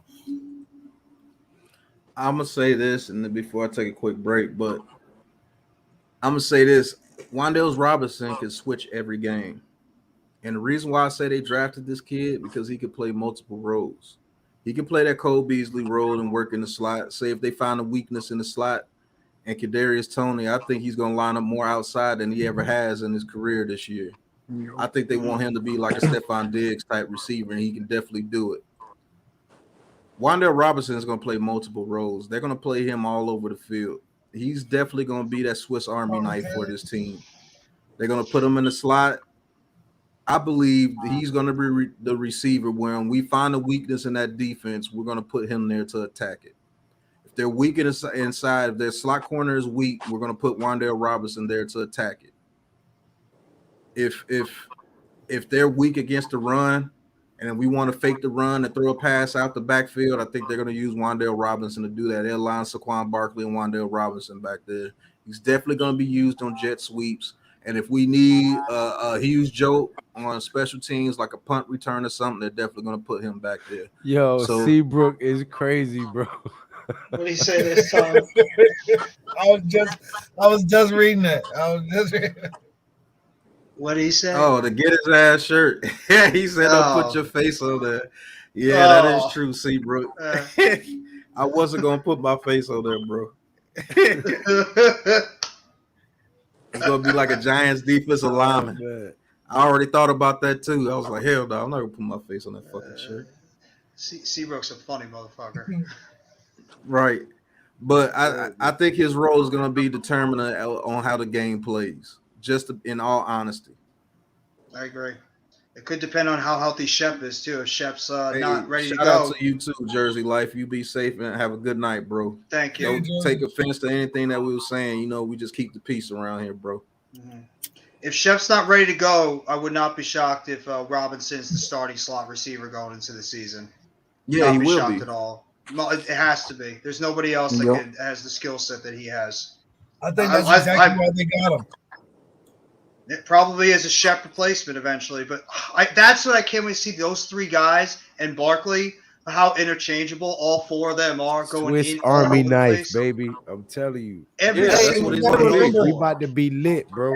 Everybody talks about Wan'Dale being small. You got to remember, isn't his father like a power lifter or some shit like that? Something like that. I think so. Man, I mean, you don't think with the NFL, you don't think with the NFL nutrition and workout rooms and all that shit and different weight shit, you don't think he's going to be able to gain weight? You don't think he's going to be able to get bigger and still be able to be mobile and explosive? That shit means nothing, bro. Listen, what? How many people have they said, "Oh, you're never gonna be big enough to do this or big enough to do that"? Yeah, no, you right. I know it. I know. Remember, I'm gonna switch it up. We're gonna talk basketball for a second. How big was Muggsy Bogues? Shit, Muggsy Bogues was 5'3", 5'4". Yep. In a league with motherfuckers 6'5", 6'7", 6'9". The average. Like, come on, bro. Killing their ass. So, people kill me with that shit. You know what I mean? Or boxing. What's his name? Ruiz. When he went in there with Anthony Joshua. Oh, this fat boy ain't never going to beat the champ. Bing, bing. Oh, shit. We got a new champion. Okay? So, I don't want to hear none of that shit. People be, oh, he's too little. He's this. He's that. Steve Smith Sr. Oh, he's a smaller receiver. I don't know if that was a good draft pick. Steve Smith Sr. was one of the best wide receivers ever suited up out that motherfucker. So they can miss me with that shit. You know what I'm saying? Yeah.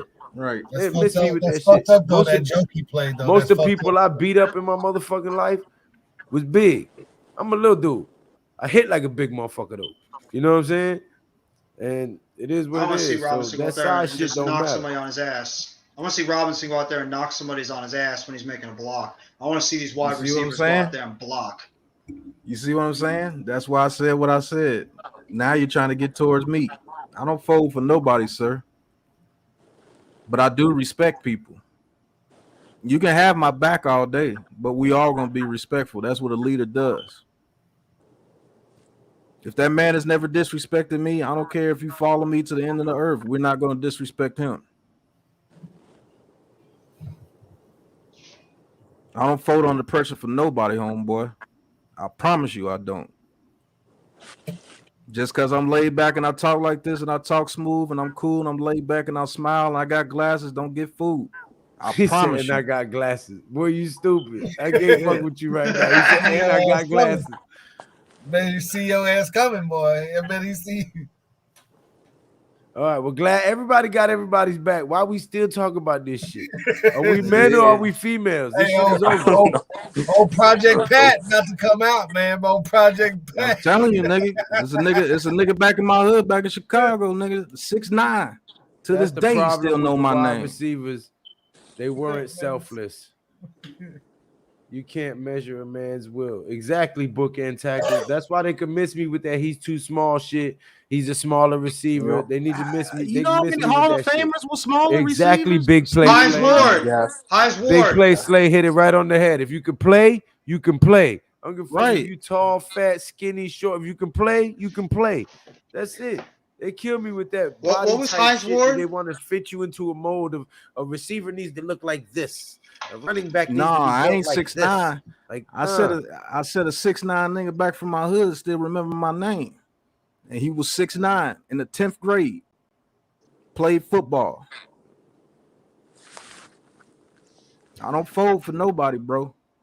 Okay, I promise are we you I still don't. talking about this shit? Lord have But mercy. how big was Hines Ward? Because he was a small dude. But Hines Ward, when Hines that guy Ward was on the 6 field, foot. he was a beast.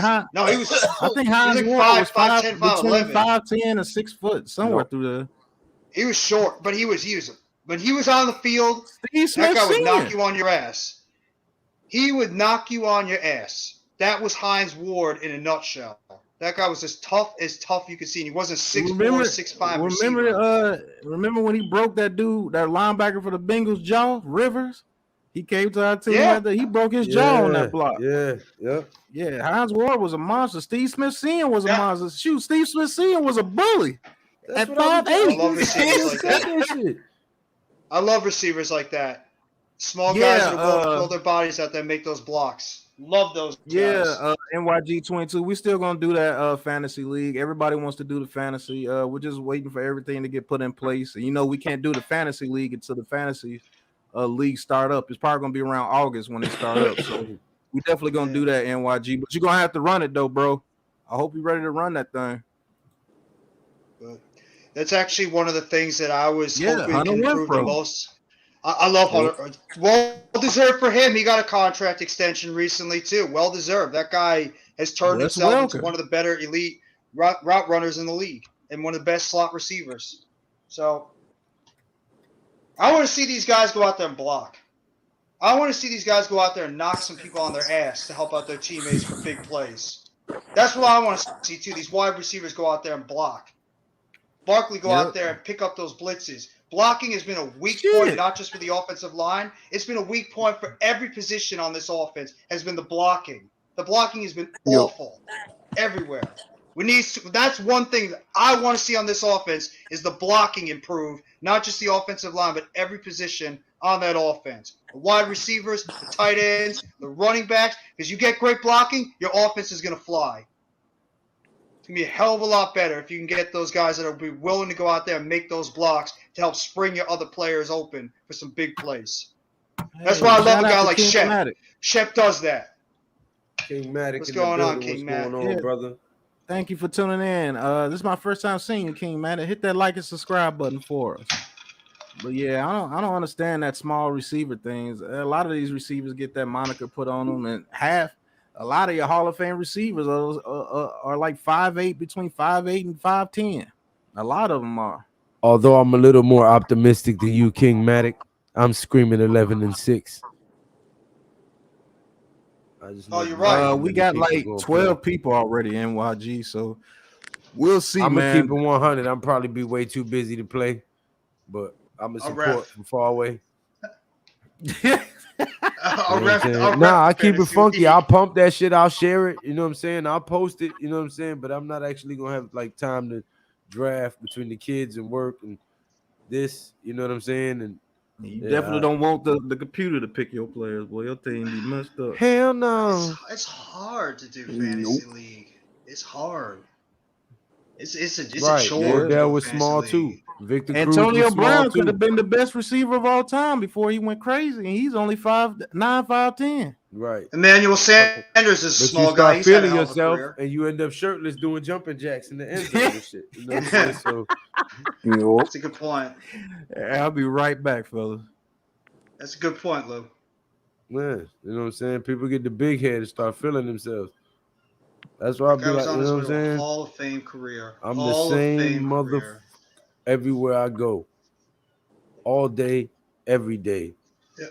whether rich or poor, free or in bondage. I'm the same motherfucker everywhere I go. I don't have No two doubt. faces. I don't have mask. I am who I am. You can deal with me or you can't. Don't matter. You know what I'm saying? Yeah. I'm not living my life for other people. I was No, you not live put your on life for this planet yourself. to please people, my G. It's not my job. I make me happy. Fuck that shit. That's my job. Everybody else need to find out how to make themselves happy. And don't be looking for it in a partner, in a relationship. You need to be happy when you find a partner. Or you just gonna bring Right. that motherfucker down. It's called You know what I'm saying? self-esteem. The esteem of your Right. motherfucking self. Right. Yeah, you just said it. Now I got some fun. I got something a little fun to try to put together. I was talking about this with a couple of my friends, and we were talking about some of these past wide receivers that had great careers. We're trying to list them on who we think is the best of that time and who wasn't. We got something fun to try. Out of these 5 guys, who would you list from like 1 to 5? Calvin Johnson, Andre Johnson, Larry Fitzgerald, AJ Green, Julio Jones. Your top 5 for the panel and for the chat. 5 great players at their time and their peak years. All 5 of them. It's tough. Wait a minute. You want me to name 5 of the greatest No, players of their position? Place them in list order. them. Place them in order. List them in order. Who you think was the best, and then trickle down out of those 5. Like Out of the people you named, what order would I put them? 1 to 5? Yes. Okay, I need the names again. Okay, don't judge me. Calvin Johnson, Andre Johnson, Larry Fitzgerald, AJ Green, Julio Jones. 5 of the best wide receivers of the past Larry 10, 15 Fitzgerald years. first. I agree with you. What were the other 4 names? Calvin Johnson and who else? Andre Johnson, AJ Green, Julio Jones.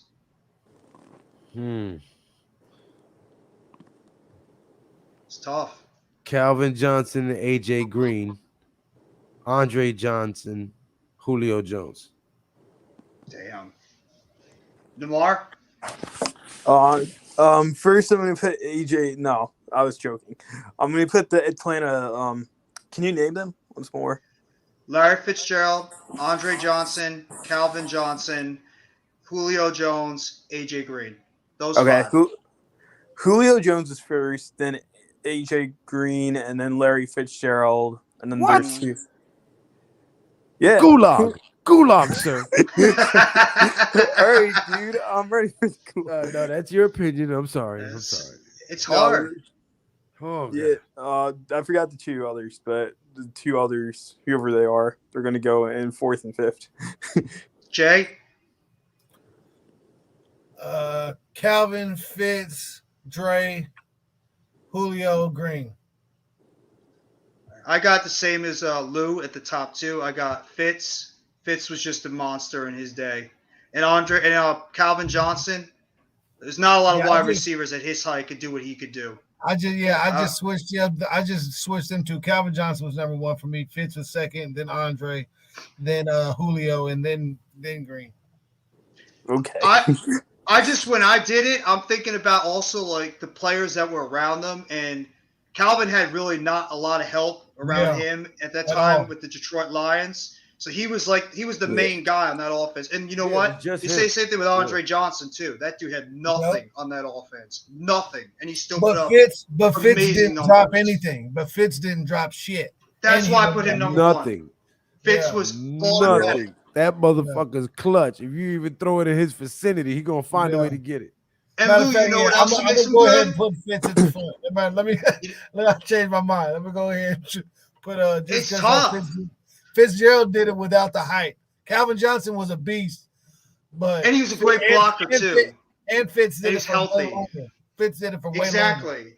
He was healthy. Yeah. He was a blocking receiver. He could make every catch. That's why I immediately said Larry Fitzgerald number 1 off top. Yeah, I can't stand AJ Green though. AJ Green was such a disappointment. I thought he was great in his prime. He was a beast, bro. He just was on a shitty team. Yeah. He was with the Bengals. Can we let that sink in? The Bengals was the Bengals. Right. He's with the Cincinnati Bengals. He had Andy Dalton. These guys look like frosted flakes. Yeah. He was with Tony the Tiger. Julio. Great at losing. You remember how good Julio was in his prime? That guy was putting up 300-yard games at times. How good he was. That's the Carolina Panthers. Every time they saw 11 on that field, they were done. They just like, we don't want to deal with this guy. He's gonna put up another 300 on us. I mean, Julio had his days a lot too. It's tough. Darwood, Fonrose. Said Fitz had Bolden. He did. And Julio had Roddy White at time when Roddy White was still one of those prime receivers at the time. I think Pat went away for a little bit. Yeah, you know you can hop on Slay, but Pat is Pat's channel, so you're gonna have to wait till he gets back. It's a hell of a list because I mean AB when AB was had his everything right going on, that dude was unstoppable too. There's not a lot of receivers that could just get open anywhere and make some of the most ridiculous catches like Antonio Brown could in his prime. That guy was a human. That guy put up numbers like it was Madden numbers. That's how good Antonio Brown was in his prime. Anywhere that ball was near him, that guy would make the catch. He didn't make a 3-finger catch though. Let's be clear. That is going backwards with pass interference on your ass and stood in bounds. The Ninja Turtle touchdown. You remember what Calvin did though? Calvin would be getting quadruple teamed and he'd be plucking it out of the air over like a bunch of defenders. He's Megatron. He was transforming on niggas in midair. Yeah, he was like when you play catch. If you had your pops around, if you play catch with your dad, you play catch with your dad, and he just grabs the ball in the air before you can even go. That's what Megatron did. The whole entire NFL. Every secondary he played against, he just would run down the field and it looked like he'd just catch the ball and look down and laugh and go into the touchdown. Remember they started that rule too. Remember you had to complete the catch? It was Megatron that was the one that had that rule come into play when he dropped that. He had that catch, I think it was against Green Bay in the end zone, and then they called it incomplete because he didn't keep full possession. So that's like another thing. That it wasn't for Megatron not completing the catch, they wouldn't have had that rule come into play as well. But God, Megatron was just something else. I mean, there's no wide receiver that had his combination of speed, size, everything. That guy was just an absolute monster out there that you could triple team, quadruple team. It didn't matter what you did against that guy. He was beating you. He was beating you. And only when he wasn't getting the ball, he wasn't beating you. He was a man. He was the definition of a man amongst boys, but man, Fitz. Fitz has got to get the respect he deserves with what he's done out there. I would say he might even. Would you say he'd be a top 3 receiver of all time with what he's done in career? Fitz got orangutan hands, boy. That boy hands is long. His hands is big like a dinner plate. He just snatched the ball like a Nerf ball. He just snatched. Larry Fitzgerald is up there for me, man. He's up there. He's one of the best. I put him number 2. I think. Besides Jerry Rice, there's a lot of them. There's a lot of them, man. Jerry Rice, Chris Carter. Remember Jimmy Smith? How good he was. Fitzgerald. Oh yeah, Jimmy Smith was nice. Rod Smith, Keenan McCardell. There's yeah. Torrey Holt. Isaac Bruce. But I mean, when you say one of the best that ever did it at wide receiver, really, Fitzgerald has definitely got to be in the mix. I'm putting Fitz up there. Yeah, Larry Fitzgerald has definitely got to be in the mix. Definitely top 10, possibly top 5. He just ain't got no hardware. Pat, I just made a list of out of these 5 wide receivers in that about 10, 15 years ago, how would you list them in your opinion? Calvin Johnson, Andre Johnson, Larry Fitzgerald, AJ Green, and Julio Jones. Your personal list out of 1 to 5. You said Calvin Johnson, AJ Green, Julio Larry Fitzgerald. Jones. Mm-hmm. Larry Fitzgerald and Andre Johnson. Andre Johnson. Ooh, shit. It's a good list. Number 1 is Calvin Johnson. See, that's what I said at first. Number 2, I gotta give it to Fitz. Number 3, I gotta give it to Julio. Number 4, Andre Johnson. And who else you said? AJ Green is last. AJ Green is last. See, me and your list was more similar, Pat. But I changed it. Because Larry Fitzgerald was smaller, and he'll still snatch on you, and he ain't dropped no pass ever, basically. Nah, Larry Fitzgerald was like 6'3", 6'2", 6'3". He's got Calvin Johnson size, though. Andre Johnson. No, Calvin Johnson was 6'5". Hey, let me tell you about Calvin Johnson, though. If he wasn't on the Lions, he arguably could have been the best receiver of all time, too. That's what I'm saying. How long was Chris Carter with the Vikings? I don't want to hear that shit. He still Chris put Carter up his was some great teams with the Vikings. Chris Carter, to be honest with you, has the best hands for a receiver that you'll probably ever see. Fact. He caught passes one hand before people was doing that with no gloves. No gloves. Yeah, with no gloves. I said, listen, what did I say? When you think of the greats, what are the first 2 people I named? I said Jerry Rice, Chris Carter. And then I said, well, Larry Fitzgerald has got to be mentioned amongst those guys somewhere in there. What's good, y'all? What's good, gentlemen? What's going on, Oh, shit. Yeah. What up? Captain Phillips is in the building, people. Yo, you crazy. I want to say, Pat, just do it for old times, but you already know it's coming.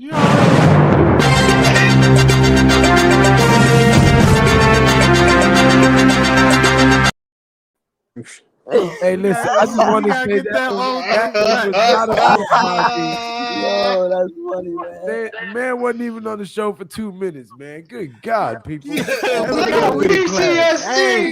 this is how Slay came to us. It's true. That's original. Yo, Slay already know what's going on. All right, Authentic, have a good one, bro. All right, Authentic. Plexico Burress. That's funny as hell. I would say this. He definitely would have been a great receiver if he would have done that dumb stuff because Plexico Burress. All right, Authentic. Plexico Burress had a talent similar to Calvin Johnson. He just wasn't as fast. But when I say Plexico Burress was a monster, he had route running. He was 6'5", and he had decent speed. He would have been a monster for us, man. Yo, another receiver people don't talk about as much, like for great receivers, is Steve Largent for the Seahawks. Yeah, Steve Largent was very good. Lynn Swan too for the Raiders. I'll tell you a receiver people don't talk about, and he was cold. Art Monk for the Redskins back in the day. Redskins was phenomenal. Yep. Art Monk was that dude. He was. Remember Eric Moulds? How good he was. Eric Moulds for the Bills. What about Lynn Swan? Lynn Swan for the Steelers. Yeah, Lynn Swan, Lance Starworth. Yeah, John Starworth. Off the chain. Harold Carmichael for y'all. A slave for Philadelphia was a monster. He was 6'7". Yeah. He was in my. There's plenty of receivers out there that were Jimmy off the Smith chain. Was something different. Jimmy Smith was something different for that Jaguars team. Yeah, you can't forget T.O. and Randy Moss. We all know about them. Of course not. Hey, what was that dude? What was that dude? Wow. Pinkerston for the Eagles. The Slim Reaper. Oh, Todd Pinkston. Todd Pinkston. Oh, he was trash. And James Thrash. James Thrash. Todd Pinkston. I remember those two. Yeah. Pinkston was okay. He won. Pinkston sucked. Y'all had Freddie Mitchell, Todd Pinkston, James Thrash. Man, Mitchell was okay, bro. He was ass. Man, Mitchell was known for one play, bro. Yeah, that's it. That 4th and 26. Yeah. Right. Stop it. It's Darius Slayton. But yeah, I'm gonna wrap it up soon too, though. I You definitely better wrap it up every time. What you mean? Right, but you're gonna end up like me with 4 babies. So I got one. I think I'm done, man. I ain't trying to have no more, man. I could though, but I don't think I want any more. I'm still debating. But that's another day. It's a lot of receivers out there that had major potential. I mean, Josh Gordon was a monster. It's just that he couldn't stop smoking. What about Herman Moore for the Lions? Herman Moore was a monster. People forgetting about him. He was 6'7", a monster. Martavis Bryant. Right. Martavis Bryant on the Steelers. what he was Could have looking been a like when he monster. was first started. Exactly. Jimmy Smith was just something else during that time with the Jaguars. That guy was.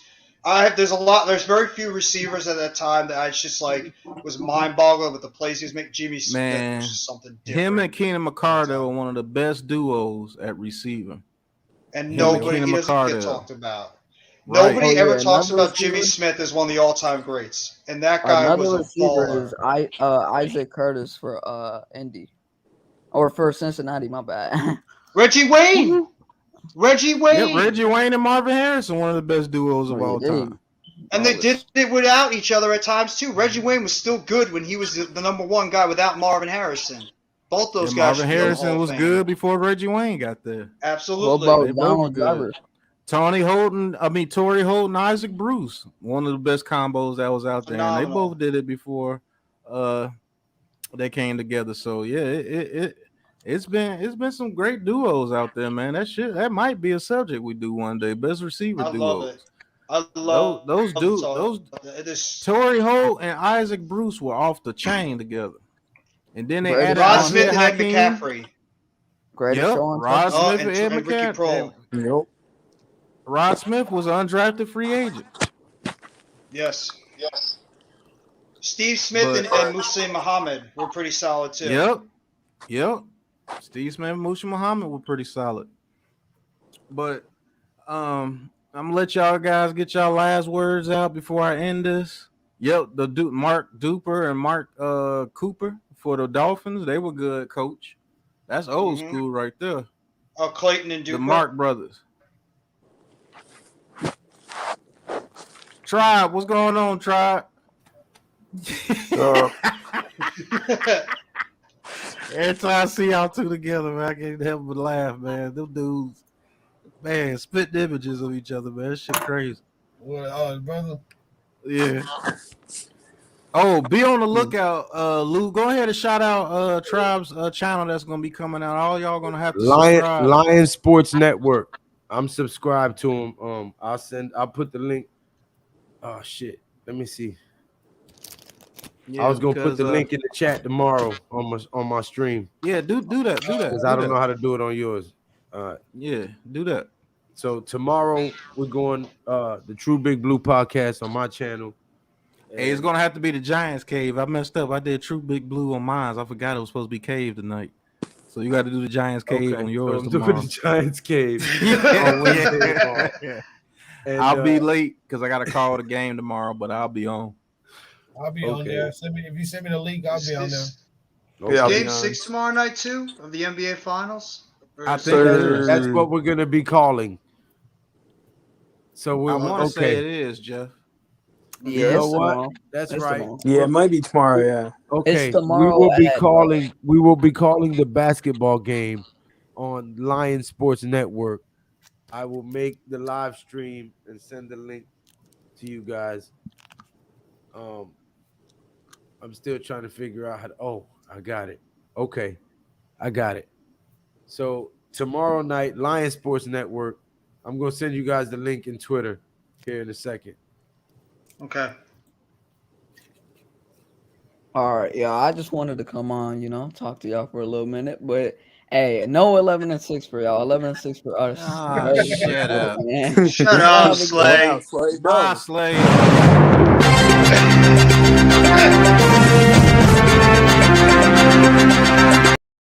Hilarious. Is that him? Yeah, that's him. Silly ass dude. Is he? Hold on. He ain't that age right now. He look like he's 10 and a half right there. The funny thing he said. Yeah. He's Captain Phillips. Funny thing he said is like after Pat did that. After Pat did that, he's like, "Yo, you're giving me PTSD from doing that too much." You want to know the messed up part about it in that picture? He was 38. Get the fuck out of here. You're lying.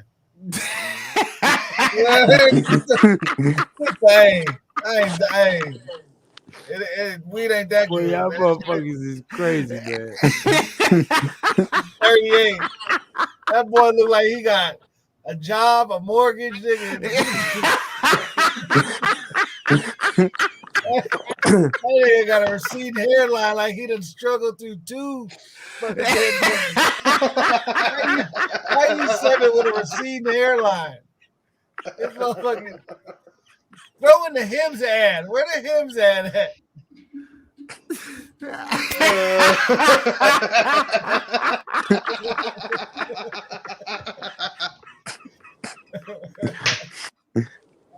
Oh man! He said he got the hairline look like the bat signal.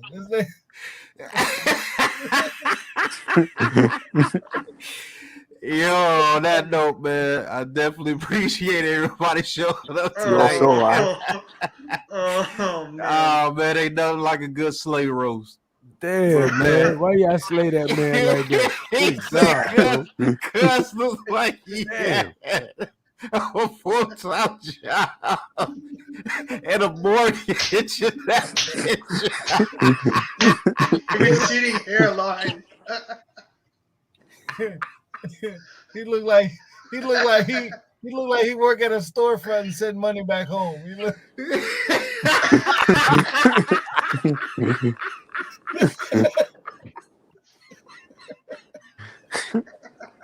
Thank you, everybody. I'll be here all week. I'll be here.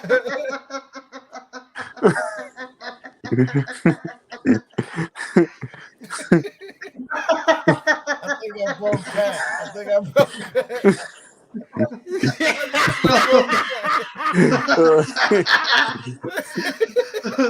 Lou had to mute his mic. He's probably laughing so hard.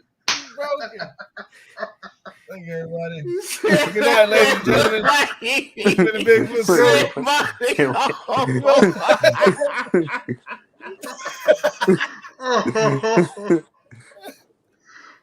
I wish I could.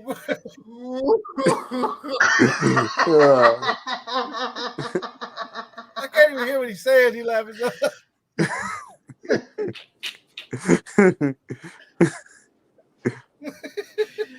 Oh, everybody. The amount of jokes I can get out of that, but man, we gonna end it on that one, man. Jay, I just want to say this before we leave. Jay ain't shit. Smoke screen. Y'all motherfuckers is horrible. Holy shit, bro.